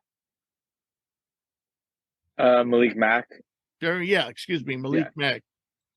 Yeah, I caught a little bit of. I saw him play a little bit against. Who did they play? They went to overtime with somebody earlier this year, and I caught a little bit of that game. I forget who it was, but he had like 32 in that game. He was balling. I forget who it was. I think the shot making is legit. The size, they have him listed at 6'1", 170, so he is definitely on the smaller side. Yeah. I mean, that's damn near that's like my height and what I weigh. So I'm like, that part is a little bit worrying from a physicality standpoint, but I think the shot making is legit. I mean, he's taken on a pretty big offensive burden for this team and is lighting it up from the free throw line, from three, and from just the field in general. Looking at his stats against looks like they play Loyola Chicago, he didn't play great. It's probably his worst game this year. But in terms of the load he's had to carry as a freshman and the minutes he's playing and the efficiency in which he's playing, pretty damn impressive. As just someone who's filling up the box score, and he's actually done a pretty good job playmaking. He's got 4 games of 6 or more assists this year, 2 games with 8+, I believe. So I haven't seen him a lot, but I caught a little bit of that game, and then just looking at his box scores and his impact from just the numbers. The kid definitely has some serious upside, but he's physically I'm not sold on the physical aspect though. Right. How about you, Caleb? Have you seen him? I haven't seen anything but clips. So, I mean, I've seen incredible shot making. I didn't quite realize the passing was that good. I'll be curious to see what his like ability to use his gravity as the year goes on looks like. Like, can he improve his ability to draw to and kick out, get in the lane and kick out? But looks to be an otherworldly shooter. Yeah. He's probably a 4-year guy. And he's only a freshman right now, 19 years old. By the way, he put up 27 against Indiana. So I'm buying in the sense that, I am worried about the size, but I'm definitely buying, as an offensive, especially as an offensive player. And we'll see.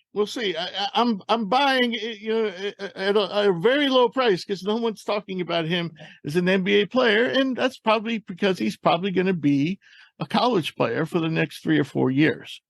All right. How about Ryan Dunn of Virginia? This is a guy a lot of people have compared to who's the Stanford or the Virginia player who was plays for the DeAndre Hawks? Hunter. Yeah. A lot of people compared him to DeAndre Hunter, and I think he's actually more dynamic and explosive than DeAndre Hunter. Probably not all around as productive yet, but he's having a great season.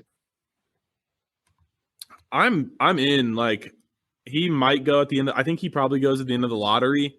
I'll be really curious to see how his offensive stats kind of come along. This feels like a little bit of a hot take, but he might be the best defensive wing of the last decade. Wow. Prospect-wise, like his defensive stats, I don't have them off the top of my head or in front of me, but like his stock percentage is, you look at it and it looks like it's fake. His stock percentage is almost 20%, which is absurd. Absurd. His block percentage is at almost 13, and his steal percentage is at like 7, almost at 7. Yeah, he's almost averaging 3 steals and 3 blocks each per game. Which, like, when who's the guy from Washington, the wing from Washington a couple of years ago, Matisse Thybulle, like he had ridiculous stats, and Ryan Dunn's stock stats look better than Thybulle's did. Oh yeah, for sure. Yeah, especially as a shot blocker. Yeah. And here's the weird thing, because Virginia plays at a slow pace, it is hard to have big numbers for steals and blocks on that team because you just don't have as many possessions in the game. The fact that he's close to 3 in each is just tremendous. The only thing I see wrong, with Dunn right now is his shooting. But now he's only a sophomore, but a career 26% shooter from deep, though he is averaging 10 points a game this year and 53 from the floor. So shooting is where right now, I think, if he can bring that up as the season goes along, I think, we are looking at a guy close to the lottery. So I would say I'm buying, but I wouldn't call him. I think he's pretty damn close to a first rounder right now, but I don't know about lottery. I'm not ready to say that, but I'm buying. I am buying as well. Same. All right. So we'll move on. How about Tristan Newton? Guy is just talk about stuffing the stat sheet. Newton is now, he's a big guard. He tested the waters last year. Was invited to the G League elite camp, 6'5", close to 200 pounds. This is his 5th college season and his last college season. But right now he's averaging almost 18 points per game with shooting splits of 47, 38, and 84. Also averaging more rebounds than Ryan Dunn. He's averaging 7.9 rebounds per game, 6.3 assists per game, 1.6 steals per game. Those are big numbers. So what do you guys think of Tristan Newton? Yeah, I mean, he was pretty much the sole reason for big chunks of that Kansas game that they were in that game. I mean, he went nuclear from an offensive standpoint. I mean, I think that this is a pretty solid buy. I mean, he is a senior. He is playing on a good team, so the expectation is that it should all be clicking for him right now. But I think we do have to give credit to guys who have continued to get better and kind of reach that final form, their final evolution as a college player, and are just hitting on all cylinders. And that's what he's doing. I mean, like I said, I think I texted in the group chat, like, he is putting on a show, hitting contested threes, getting to the rim, rebounding. It was probably his worst passing in terms of, he only had 2 assists. So actually, statistically, it was his worst passing effort, but he only had 2 turnovers. And I mean, there were big swaths of that game where he was kind of having to carry the burden. So he was looking for his own shot. Spencer was off, and Klingen wasn't coming through. And I don't think Caravan was super good either. No, he wasn't either, right? Yeah, so he carried a huge load. So I'm buying. Again, I get it. He's a senior, but it's like he is doing everything you want from a veteran player who is on a national championship team, who is expected to take on a bigger role with guys like Sonogo leaving. And he has done that, I think, with aplomb. So I'm definitely buying. He's been hooping. Yeah. I think we're looking at not a first round prospect because of his age. Yep. He's also not a super athlete. But I think we're looking at a guy who has moved up into the potential of being a second round pick. Now, we released our first draft board of the year this last week, and we had him in the between 100 and 200, but he's going to be moving up higher soon, so I'm buying. All right, so Caleb had to leave us, so we don't know whether he's buying or selling on Tristan Newton. He too has come down with the flu or whatever. It's a million people are getting it. Like I said, Jake. I don't think Jake got to see the final. It was a triple header at the what's the place where the Sixers play? They changed the name like every year. So anyway, I think it used to be the Wachovia Center, wasn't it? I don't know if it's still. Honestly, I don't even know. Anyway, Jake couldn't make it all the way through the triple header because he was feeling so bad, and so Caleb also left us mid-show. But Drew and I like Tristan Newton, so we both gave him 2 thumbs up. Now, when we say we're buying or selling, we're kind of putting in perspective of where they are. So, where they are in the draft process. And so, for example, when I said I was selling on Carrington, doesn't necessarily mean I don't like him or I don't think he's going to be a good NBA player. I just don't right now. A lot of people are having, as a first round pick, and some have him as a top 5 pick, and I ain't buying that. That's too pricey for me. So, all right. So now we're going to move on to the guys that are cold. And Drew, I know this guy's, I don't know how, I did not see him play against USC, but I know he had been off to a dismal start, at least as a shooter. And that's Ryan Nebhard of Gonzaga. So, yes. Is it safe to say that he's a cold player right now? Yeah, so I think he's a cold player who's trending up. Actually, my biggest concern with him has actually not been the scoring. It's been the playmaking. He's been turning the ball over quite a bit. If you look at, he has 4 games this year with 4 or more turnovers and 2 with 5 or more. Turned it over 5 times against UCLA, 5 times against USC. The shooting has not been good, but over his last 2 games against Cal State Bakersfield and USC, he's been over 55. He's been at 55% from the floor in both games. He was 2 for 4 for 3 against Bakersfield, 1 for 1 against USC, and he is a solid free throw shooter. Hasn't gotten to the line a lot, but when he's gotten there, he's made them. I'm gonna say this is for me a buy now. I'm gonna buy low. I just still think that Nembhard is one of the better point guards in the country. The turnover numbers and some of the plays have not looked great. Like there's been plays where he's completely out of control, loses the ball, or even if he doesn't turn it over, like he completely blows up a fast break because he's so out of control that he can't corral it and they have to pull it back, or the defense gets a hand on and they have to reset. I'm gonna buy because I think this Zags team as a whole is completely new. If you look at this team, there's only 3 guys on this team that were contributing last year that are back, in Watson, in Hickman, and in Ben Gregg. And only 1 guy in Ben Gregg is still in the same role that he was in last year, as kind of an energizer 6th man. So I think Nembhard is still trying to figure out how this team runs. He's on a new offense. The Zags do like to play fast. I think he's going to figure things out. Again, offensively, he's shot the ball at a very good clip the last 2 games, shot the 3 at a good clip the last 2 games. So I think he's going to figure things out. He has to get the playmaking and the decision-making under control. There are plays that you do not expect from a guy like him and a guy of his pedigree and quality. But I'm going to buy here. Again, I don't think this guy's – I think his brother's the better player. I've been on record saying that. Andrew Nembhard is one of my favorite Zags of all time. But I'm gonna buy here because I think things are going to get better as this team starts to gel and these guys get more used to their role.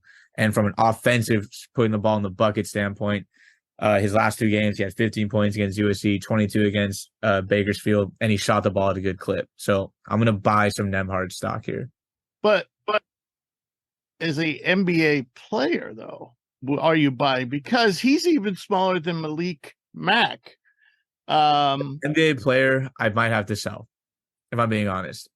His brother, to me, from the rip, was always the better NBA prospect because of the size. Which I think there's a difference of about 5 inches. 5 inches. I think one's like, I think one is Andrew is a minimum 6'4", if not 6'5".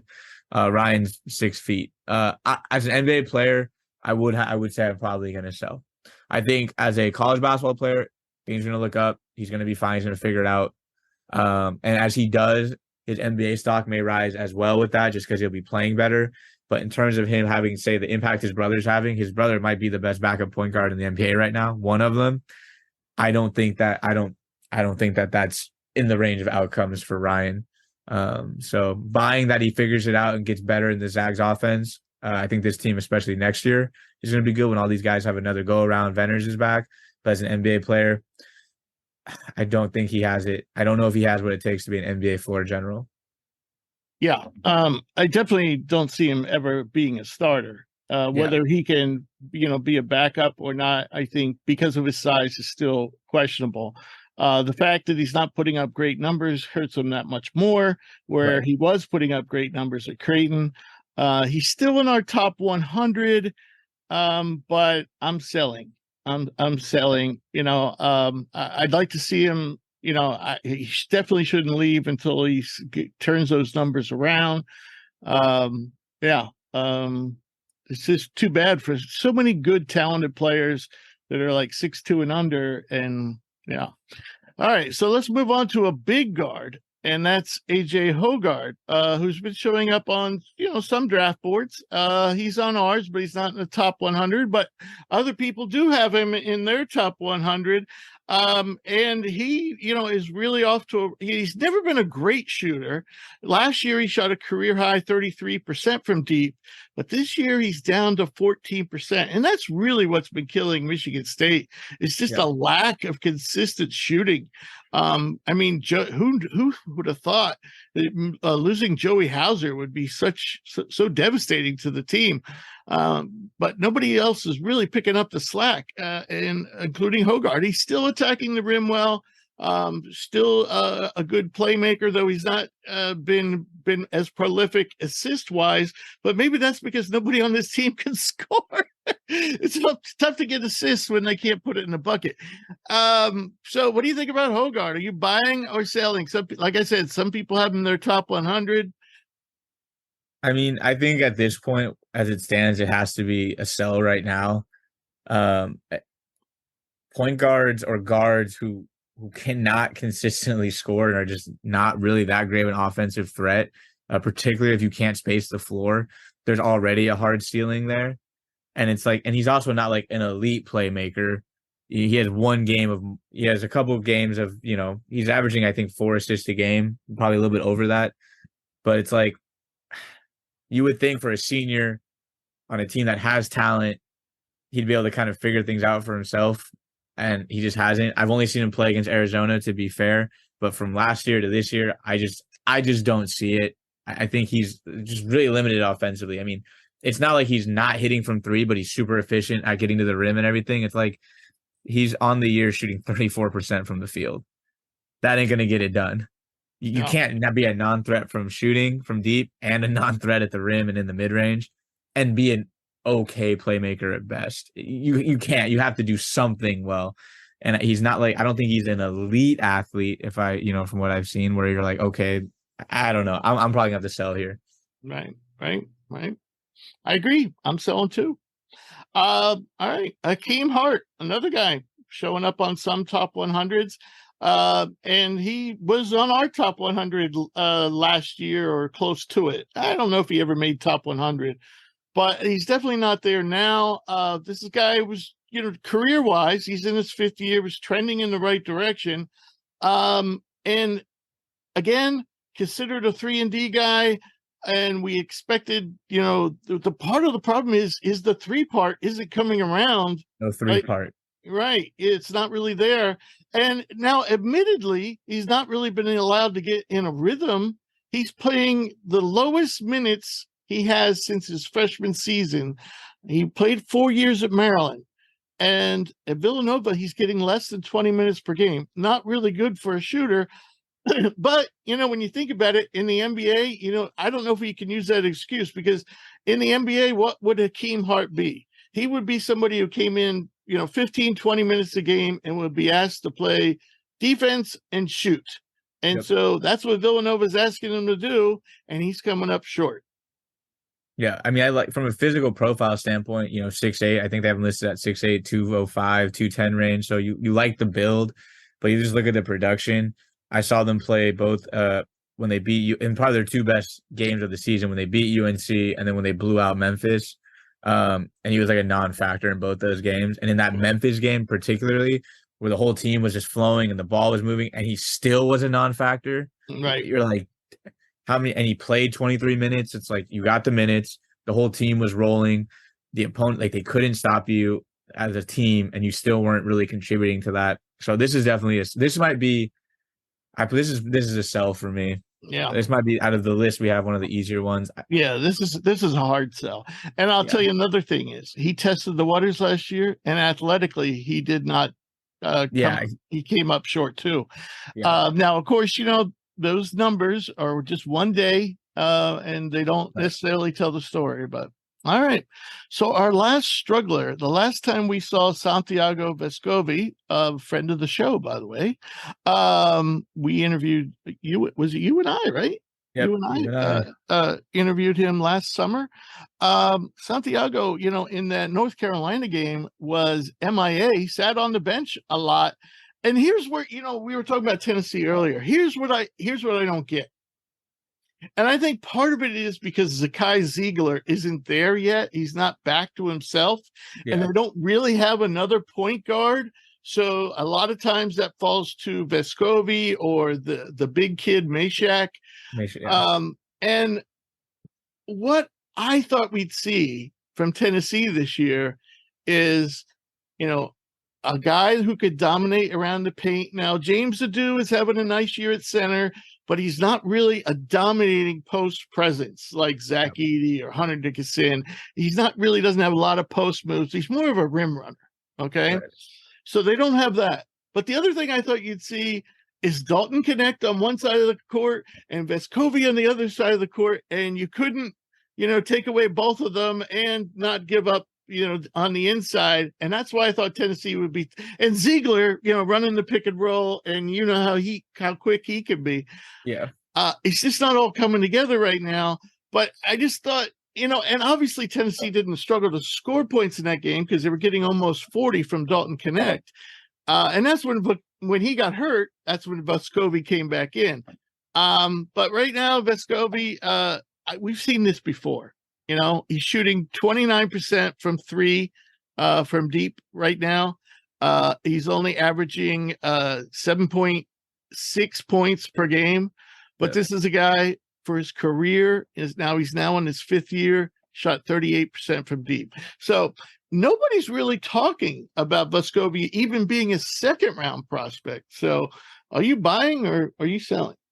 I think I'm going to sell here, to be honest. I think that for a fifth year guy, I think it's fair to say he's gotten worse over the last 2 years. Like, I'm just like looking at his career stats, like marginally, he hasn't been horrible, but like not worse. Hasn't gotten better. I don't think he's gotten better. Worse is he hasn't gotten like significantly worse, but he hasn't gotten better, which is, I guess, is almost the same as not as getting worse. Like at some point, you're a fifth year player. You have to relatively to the rest of the world. Yeah, I mean, if you look at his numbers over the last 3 years, they've gone down. He's shooting from 2 years ago, where he probably had his best statistical season. He's shooting worse from the floor. He's shooting worse from three. Well, he's shooting horribly from three. He's averaging less rebounds. He's averaging less assists. He's averaging close to the same amount of turnovers. It's a career low in points. And it's like, I understand with shooters, and we've seen this with him last year. You know, when we interview him, he goes on these cold stretches, as that entire offense does, where he might have a 3 or 4 game stretch where he shoots 26% from three, but then he might have a couple games where he gets hot. And it's like, when you start looking at the next level, you're not an elite athlete. You're not a great player. You have one calling card, and that's supposedly the shooting. And if it's going to come and go this aggressively, where like, I don't know if you might go on a 4-game bender where you're shooting 40% from three, or a 4-game bender where you're shooting 22% from three. And you're like, he's a scrappy guy. Like, I do think on ball defense, he does compete. You know, he does mix it in there. He does rebound for, you know, a guard. He'll get in there and rebound, you know, but he's not looking to really make plays for others.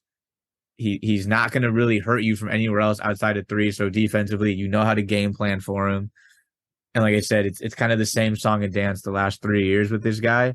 And I like Vescovi. I mean, he's an awesome guest to have on the show, and he's going to have games for this team where he gets hot. I mean, he had 21 against Kansas, and he hit 5 threes. He's going to have those big games. But for every game he has against Kansas, he's going to have a game against UNC where he played 14 minutes and took 1 shot and had 2 turnovers and 4 fouls. And that's just not going to get it done at the next level. There's so many guys that I'd rather take a flyer on So I'm going to probably have to sell. All right. I hear you, and I'm buying. And I'm buying from the sense that he's nowhere, so I can get him relatively cheap. That's fair. I can get him really cheap, and here's what I like about Vescovi. He seems to struggle when you ask him to play point guard. Yeah, definitely. Okay? But I don't know if, as far as guys who work off the ball, and can knock down shots. I think if that's all you ask him to do, and you have people who will get him the ball, he will knock down shots for you. I think when he struggled is when he's been asked to play point guard. And this year it seems like Connect, it's just like he just one of those guys that everybody has to just stand around and watch him do his thing. And so I don't think they've been able to work them together yet. So I think Vescovi, I'm not saying, he's going to get drafted, but I think he has a chance to make it in the NBA, as an off-ball shooter, with some secondary playmaking. But your points are well taken. I'm basically, I'm not predicting he's going to be drafted. I'm just saying I think he's going to get a shot, and in the right system, somebody who can work off the ball like he does to get open, and knock down shots. I think he might have a chance. It's a fair point. Like you said, you're getting him for dirt cheap. Like if you're going to take a flyer on a fifth-year guy who has a resume of hitting shots and playing well. Like I was pretty critical. That's not to say that he hasn't had great moments in big games. It's just, I think my biggest thing at the end of the day is it's like we are now in year 5 of the Vescovi experience, and it's nothing new. Like there's no added wrinkle. But I'm putting a lot of that on Tennessee. And that's fair. That's totally fair. I'm putting, the way Tennessee, builds their roster, right, the way they haven't really had, a point guard for a lot of the time he's been there. And I think they've tried to play him at point guard, and I just don't think that's what he is. Yeah, that's valid. All right. Well, we're going to roll an interview I did with Cliff Omoruyi, Rutgers big-time center, who I recently got to see play in person. But even before that interview, around Thanksgiving, I sat down with Cliff and talked to him about all kinds of different things. And so we'll roll that interview right now. Our special guest today is Rutgers senior center Cliff Omoruyi, a 2022-23 All Big Ten selection and a 2022-23 Big Ten All Defensive selection. Last season, Cliff averaged 13.2 points per game, and he ranked in the top 3 of the conference for rebounds per game, blocks per game, and defensive rating. He also ranks 6th in the country with 75 dunks. Named to the 23-24 Naismith Trophy preseason watch list, he is currently averaging 10.6 points, 9.4 rebounds, 2.4 blocks per game, while shooting 55% from the floor. Cliff, welcome to the show. How you doing today? I'm doing good. How you doing? I'm doing good. So where are you spending Thanksgiving? I'm gonna be going to a DC with my host parent, my guardian. Could you say that again? I'm gonna be going to DC with my guardian. Ah, okay. Yes. They got it up there. Okay, nice. So what's your favorite Thanksgiving food? I like the turkey and a lot of stuff though. Like I like the desserts too. But any particular pie? There's always a huge debate on Thanksgiving on what's the best pie. I don't like pie. I'm not a big fan of pie. Oh my goodness. Yeah. My favorite Thanksgiving food is pumpkin pie, and it's not super high calorie. So anyway, you were born in Nigeria. Yes. But you moved here when you were 14 years old. How did that come about? Did your I assume you said you had a guardian, so I assume your family didn't come with you. No, they didn't come with me. I live with an host family. Yeah. So somebody discover you like when you were No, playing? it was just like a friendly connection. My older brother and my guardian, Mohammed, know each other. Okay. Yeah, that's how it was. It was like, yeah. Okay. Yeah. And so have you been home since? No, I won't get a chance to go back home. Okay. And so you just communicate with your family like FaceTime or Zoom? Yeah, Or... FaceTime, what was it called? Facebook call too. Okay, cool. So I assume you must miss home, huh? Yeah, I sure miss home. When do you think you're gonna get a chance to go back? I plan on having my mom over here for my senior night, and hopefully the end of the season, I have the chance to go back home. Okay, nice. Yeah, senior night's coming up. Yeah, So I added you to our draft board during your freshman season when you were getting limited minutes behind Miles Johnson. Now NBA scouts are watching you, and you're on the preseason Naismith list. How do you feel? I mean, did you think when you came over here at 14 years old you'd be here? No idea I would be here. I didn't even know I was able to like play D1 basketball. I didn't even know that, but the work I just keep working, and yeah, I am. And so your family must be pretty proud, huh? Yes, they are proud of me. Does it ever feel surreal? I mean, like when people does it ever feel like it's really not happening? It's just like a dream. Yeah, it's like a dream come true. Right. So this past spring, you were invited to the G League Elite Camp. What did you learn from that experience? I learned a lot from it, like just like being able to like keep working on what I'm good at. Don't do too much and stay focused on the game. Just keep working. So that was the kind of feedback you got? Yeah, they said I should just get a better at what I'm good at, like rebounding, running the floor, and just work on my shots and also my ball handling too. Okay.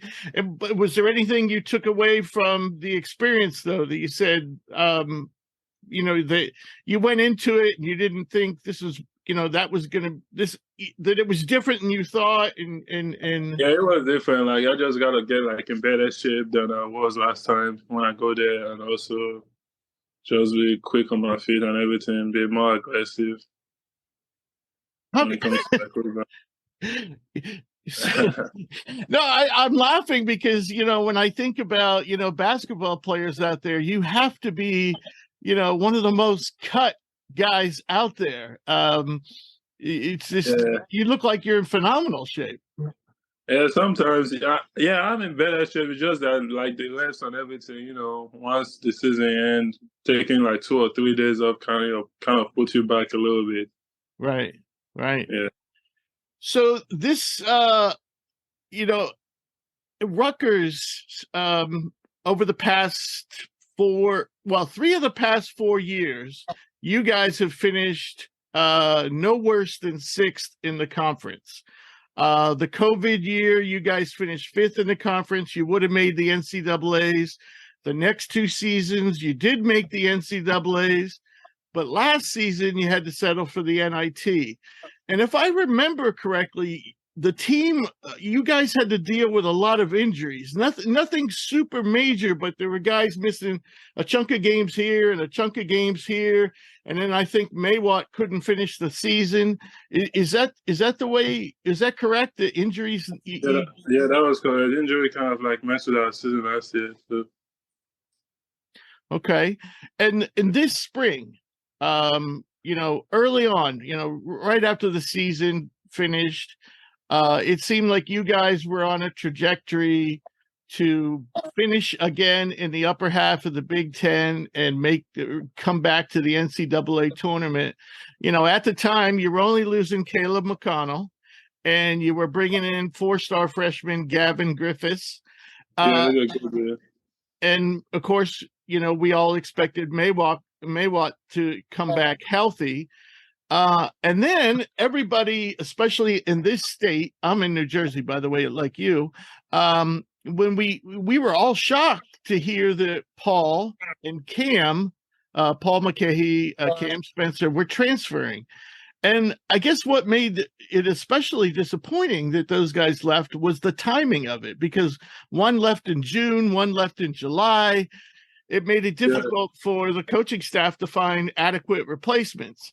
So with all that being said, basically, you guys could have run it back with the same guys, except for Caleb, and you would have been bringing in some new guys, and it would seem like you guys would be on a very good path.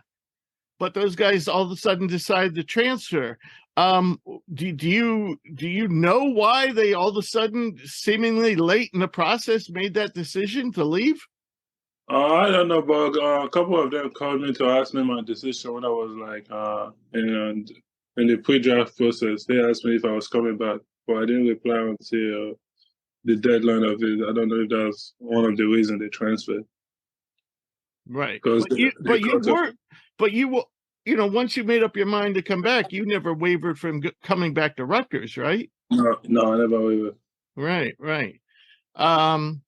Okay. I just asked that question because Baylor Shireman, I don't know if you know Baylor, he plays for Creighton, and they had something similar happen to them. And so I asked him the same question. So I figured I'd ask you as well. So the team this year, off to a 4-1 start. Sophomore Derek Simpson has looked very good at guard. Gavin is looking good at the wing. However, you're still without Maywat. When is he expected to make his debut? By God's grace, we don't know, but it's up to him right now because he's waiting for the right time to make his mark in the team. So I think when he comes back, everybody's going to know. It's going to be a great help for us too. So does that mean he's getting close? Yeah, he's getting close, and also he's been doing some drills with us too, so he's getting close. Okay, good. So besides Derek, Gavin, Maywalk, Super Senior, Andre Hyatt, and yourself, are there any particular players you see that maybe aren't making a huge impact right this minute because they're new to the team or they just haven't gotten a lot of playing time yet? But do you see anyone emerging along with you five being a big contributor by, say, January? There's a lot of those, Emmanuel, Mawad, they're going to be back by then. Also, we got some guys on the bench who are also great. They're just going to show their mark too. Okay. Let's talk a little bit about your game. I know you're trying to expand your range as a jump shooter, but where else would you like to improve? As a shooter too. Be a better passer. Passer. Okay. Yeah. I noticed that this season and last season, you were used less than 9% of your possessions came from the pick and roll. Has that something that's been discussed with the coaches about increasing your usage in the pick and roll? Yes. Okay. And as both a roller and a short roller and a long roller and pick and pop, all those options? Yeah, my coach believed in me to make a better decision, like pick and pop. If I pick and pop, they close out on me, just like hand off or kick it out to the other guy for the open shot. Right. What would you say is the most underrated or underused part of your game right now? I say the post touches. I gotta get more seal position. I gotta seal more, get open. So you're saying no? I meant what do you think is the piece of your game that people kind of overlook about your game? Overlooked? Yeah, like something you can do that maybe you don't get to show in games usually, or something like that.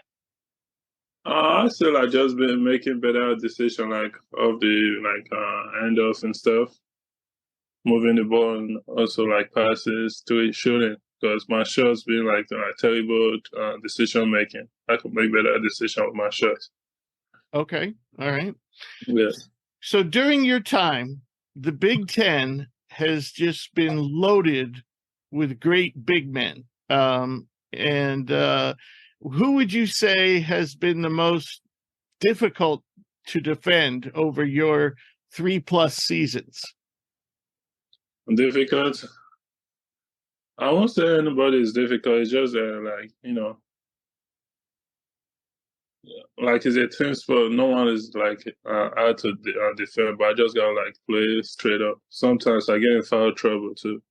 Right. The most I would give credit to is Zach Edey. Right. That's So what once you get to the paint, it's hard to like stop him. And it's if you foul him, it could make free throw. So it's let me say he's the one that's hard to defend. Right. The other one that came to mind was Kofi. I thought you might say Kofi. Nah. At least Kofi, if you foul him, there's a chance he's gonna miss the free throw. Good point. Edey is gonna make it. Right. Good point. Hey, I mentioned Miles at the top of the show. Are you still in touch with Miles at all? Yeah, once in a while I saw him. It was at Duke's wedding, so I saw him at Duke's wedding. Okay, and he quit basketball, right? Yeah, because he's a great engineering person, so he's focused on his job, which is degree. I also thought he was big into cooking, wasn't he? He's good. He's a great cook, and he's also a genius in the engineering aspect. Okay, and I noticed on Rutgers' webpage about you, they said you were going. They said in your high school notes that you wanted to be an engineering major. Are you an engineering major? No, I switched out from it because I was going to be an engineering major, but I switched out to IT, information technology. Okay. Because engineering major with my schedule was kind of like messed up. Right. They didn't offer like early classes anymore, so it was just like doing practice block. Gotcha. Okay, I was an IT major as well. Oh, nice. Yeah, and look at me now. So I got one last question for you, and this is a fun question, and I don't even know if you're going to know what I'm talking about. But I wondered, do people ever like around you, or do you ever hear the Dean Martin song "That's Amore"? You ever hear that song? No. Okay. All right. When your name sounds just like the Italian word for love. Okay, Amore, yeah. Yeah. So I just wondered if, like, maybe they played that song at home games or something like that once in a while, but okay. Yeah. All righty. So you got a big one coming up on Monday. We play on Monday, and we play December 2nd against Illinois. So one game at a time. Right. I'm going to try to make it down there for the Illinois game. Okay. That'll be a good game. First Big Ten game too. Yep, it should be a great game. All right, Cliff. Well, I really appreciate your time, and I want to thank you for joining me today. And I hope you have a wonderful Thanksgiving in DC. And I also wish you and the team the best this season. Thank you. Sure. And please come back after the season to tell us what's next for you. All right, that'll be good. All right, great. All right, Cliff. Enjoy Thanksgiving. All right, thanks. All right. So it was great to talk to Cliff. I was a little sad that he didn't have his best game when I got to see him in person, but I'm sure he'll turn that around. All right, so now we're going to move on. And this is where Drew gets his chance to gloat, because we're going to do our picks of the week, and I'm going to go over the results. And last year, I believe Drew brought up the rear in our contests that now, of course, Drew wasn't there every week. It was mostly I missed a lot. I didn't have as many games. You missed a lot, and It was mostly Jake wasn't there for all of it. It was mostly Booney and I were, fighting for it. And I finished close to 70% last year. Yes. But in our tournament, our holiday tournament picks, Cam went 14-10, 58%. Drew went 17-7, 71%, and that's the magic number. If you can say over 70, you're doing well. And I was 15-9 at 63%. So I was hoping we'd get Caleb involved in this, but that's not going to happen. So, he put his picks in here. That little shit. He knew he was leaving. He put his picks in here. How funny. All right. So we got Florida Atlantic versus Illinois, and Caleb has picked FAU. Who are you going with, Drew? I'm taking the Owls. I picked them to right the ship after the Bryant loss. I was high on them. I didn't take that loss too seriously. I mean, you never want to lose to an opponent you're better than, but I'm taking FAU. I think they're playing really good basketball right now. By the way, that game is at the Madison Square Garden. It's part of the Jimmy V Classic. I'm going to go with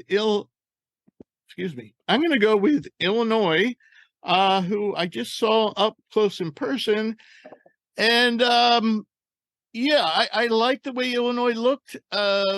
It's going to be interesting. I just think they might have too much size. They could throw Coleman Hawkins in there to stretch the floor, and they can also bring in Dane Danger to play post offense. I just think it's going to be interesting. It should be a close game. All right, now we have Providence, who's quietly, I believe, 7-1 at undefeated Oklahoma, one of those surprise teams this year. Who you got? Man, I haven't seen either of these teams play yet. I've seen them both a couple times. I haven't seen either play yet. It's in Oklahoma. Yes. Oklahoma. Yeah. All right. I think I'm gonna take Oklahoma here. I haven't seen their team play, so I'm gonna go with the home team. But Providence looks like they've been pretty good based on what I'm hearing. Yeah, I mean Providence. Bryce Hopkins has actually played better. That's good. Of late, which is big for them. But Garway Dual, their 5-star freshman or 4-star freshman, really hasn't worked his way into the offense. Oklahoma is not a great shooting team, but they have really talented athletic guards. I just think Oklahoma being home, they have more. Though they're not a great shooting team, and I think that's what's going to hurt them in the long run. All right, now we have Michigan State, who we spent a lot of time talking about today, at home hosting now number 23 Wisconsin. So Michigan State hosting Wisconsin. Caleb is picking Michigan State after bad-mouthing him. After trashing him, he goes with Michigan State to beat. I'm going to take Sparty here. I'm going to take the Spartans too. I know he brought up valid points. But again, I think this is a team that's gritty. I think this team is tough, and I think a lot of that does stem from their coach. Look, you look at their season; they got 3 losses. They lost on, I believe, a buzzer beater to James Madison, who has been ranked pretty much since. So okay, like in hindsight, yeah, you don't want to lose that game, but if you're going to lose a game, lose to a team that's now been an AP poll team for the last couple weeks. They were competitive with Duke, and they were competitive with Arizona. Like they didn't get blown off the court. I think it was a 10-point loss to Duke and a 13-point loss to Arizona. Both of them in neutral settings. I think this team is better. They're definitely better than the way they've played. How much better? I don't know. You guys said Final Four. I don't know if that's the ceiling, but I think that they're better than we're seeing. They're at home after a bunch of brutal games on the road. And there's a very reality where if they don't lose that James Madison game, we'd be looking at them like, okay, they have 2 losses to the number 1 team in the AP poll and a Duke team that is good. So I'm going to say Spartans here. Yep, I agree. All right, now we have Villanova, who wins at the Battle of Atlantis and then loses to Drexel in St. Joe's when they come back home. And Villanova's at Kansas State. Oh, and Caleb's picking Villanova. Haven't seen a lot of Kansas State this year. I've seen like clips and stuff. I'm going to take Nova. I think this is a get right spot. Do they, with the talent on that team, do they lose 3 in a row? I don't think so. But Kyle Neptune has proved us wrong before. I'm going to have to go with Kansas State. Kansas State's not nearly as good as they were last year, especially with Daquan Tomlin being suspended. Though I will say he is back doing team activities, so they may be unsuspending him soon. I don't know if he'll be available for this game, but I'm just going to go with Kansas State this because I can't trust Nova. I don't, and we know Totally Kansas fair. and Kansas State's going to have a crazy home crowd. You know that one. All right, here is the second half of the Jimmy V Classic. We have number 9 North Carolina versus number 5 UConn at Madison Square Garden. Give me UConn. I told you I think they're the second best team in the country right now, but I think this is a really good game. But give me UConn. I agree. I just said that I thought UConn was the best team in the country, though they were a little banged up, but I'm going to go with UConn. All right, now we have another great matchup. This is part of that Big 12, Big East clash. We got number 12, Texas at number 8, Marquette. I really like Marquette. I mean, I know that they've had some losses in there, but I know they just lost. But man, I think Tyler Kolek. I don't know how many point guards are better in the country than him. And was it Ogadoro? I just love the way he plays, the energy he brings. I'm taking Marquette, but this should also be a really good game. Yeah. Fun game, athletic, a lot of athletes on the court. So you're going with Marquette, you said? Yeah. And so am I, but definitely should be a fun game. All right, now we have 2 undefeated teams, and it's the battle of the state of South Carolina. We have South Carolina at number 24, Clemson. I'm gonna take Clemson. I know we talked about. I'm not really sold on South Carolina. And I saw Clemson just kind of out muscle and kind of just have their way with that Alabama team. I did watch that game. So to me, they're going to bring that physicality. And if they play with that physicality, they should handle South Carolina. Right. Yeah, I think Clemson wins this easy. Yeah. All right. So now we have another in-state battle. Iowa at Iowa State. I'll take Iowa State. I mean, I know that this is a team that always, in recent years, I won't say always, in recent years has kind of made defense their calling card, but I feel like their offense has been better from what I've seen. It has. And I think it's enough to where it's like it complements them. I think last year it was like similar to the whole race to 60 points, race to 55 points. This is a team that I feel like they're still going to bring you with solid defensive intensity, but now they can manufacture points enough to stay competitive, and they're not necessarily dead in the water if they fall behind or, I'm going to take the Cyclones. All right. I agree. I like Iowa State. All right. We have number 20, Illinois. Now, wow, what a road trip they have. So they're going just one at Rutgers, then they go to the Garden, and then they have to go to Tennessee, who we spent a lot of time talking about today. I feel like I don't have too many upsets here. I mean, granted, these are both ranked teams. Tennessee's disappointed. I'll take Illinois. All right. This is where I think the road trip kind of hits them, and I'm going to think that Tennessee's going to right the ship. Boy, what a schedule Tennessee's playing, by the way. All right. Now we have Alabama at number 4. Actually, no. This game is at a neutral court in Toronto. So Zach Edey gets to play in his home country of Canada. So we have Alabama versus Purdue in Toronto. I'm going to take Purdue. I just think, again, I went on my Zach Edey rant, but I think they're just better than Alabama. I think that just boils down to they're better. Yeah, Alabama doesn't really have a lot of answers. They don't really have anybody to bang with Edey at all. And they haven't been playing good defense yet this year. All right, now we have Auburn, who just lost, I believe, to Southern University. Yeah, yesterday. I believe so. Yeah. And versus Indiana at a neutral court in Georgia, Atlanta, Georgia. So Auburn should have. Well, it's going to be easier for Auburn fans to get there. Well, I don't know. Yeah, I don't know. Um, Anyway, it's down south. So we have Auburn versus Indiana in Atlanta. Yeah, this is another one that I haven't seen too much of either team, but give me the Hoosiers. I'll take Indiana. I'm going to go with IU too. Caleb went with Auburn. By the way, Caleb has picked the same as us all the way down. So if I didn't say it, he went with all the picks we made. So that was he went with UConn, Marquette, Clemson, Iowa State, Tennessee, Purdue. But now he's going with Auburn. You're going with IU. I'm going with IU.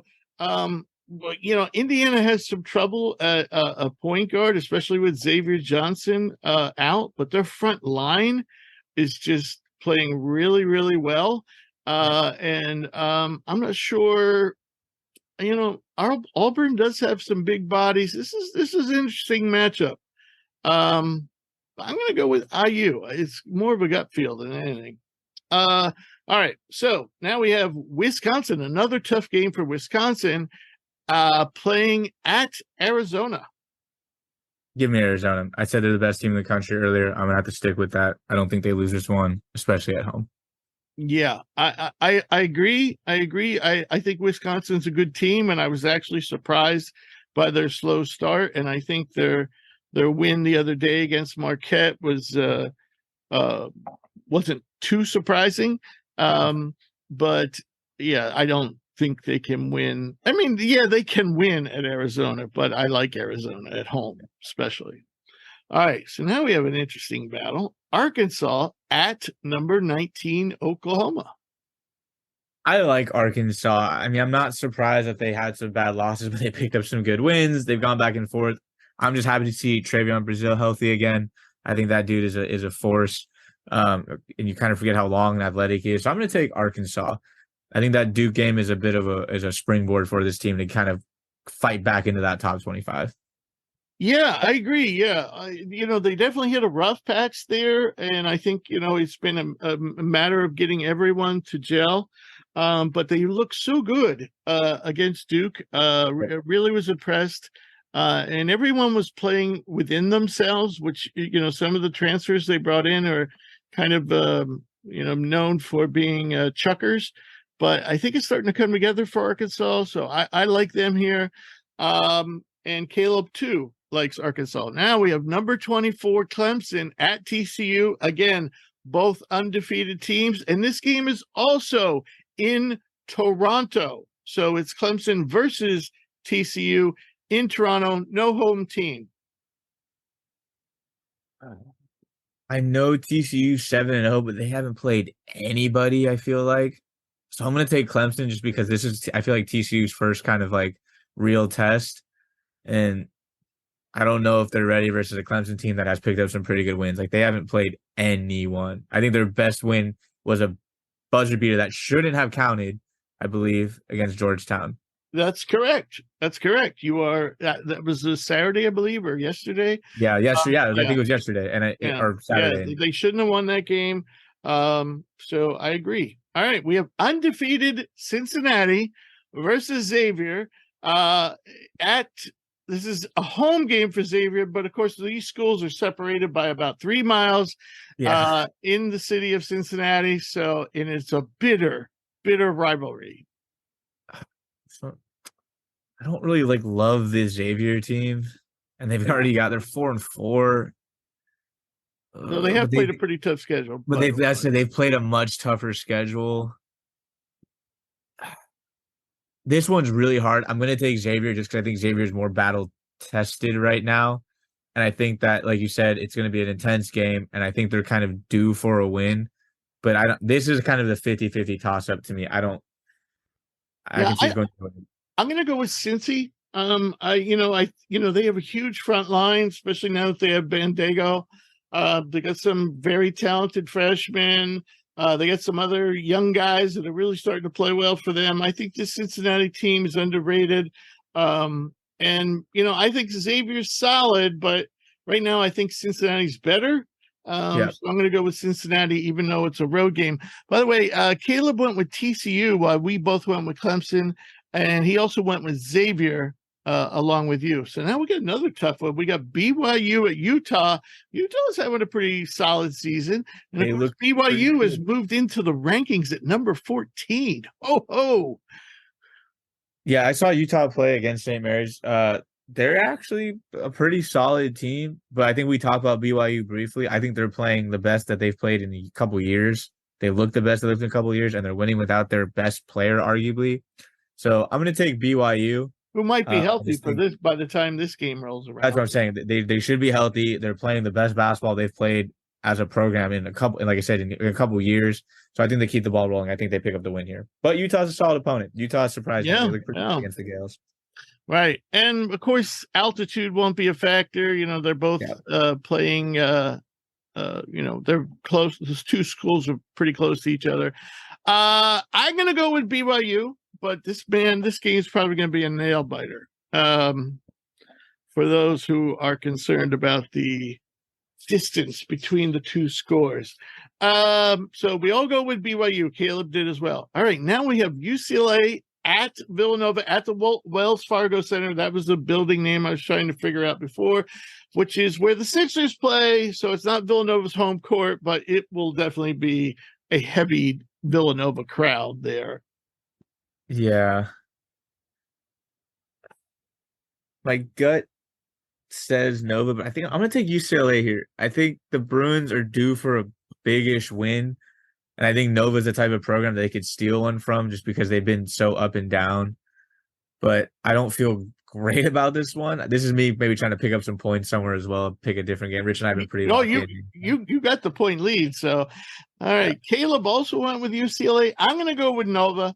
And you might say, well, why? And I'm going to say, well, because they're home. And Fair. If they lose this game, and UCLA is very young, making a cross-country trip west to east, which is always difficult.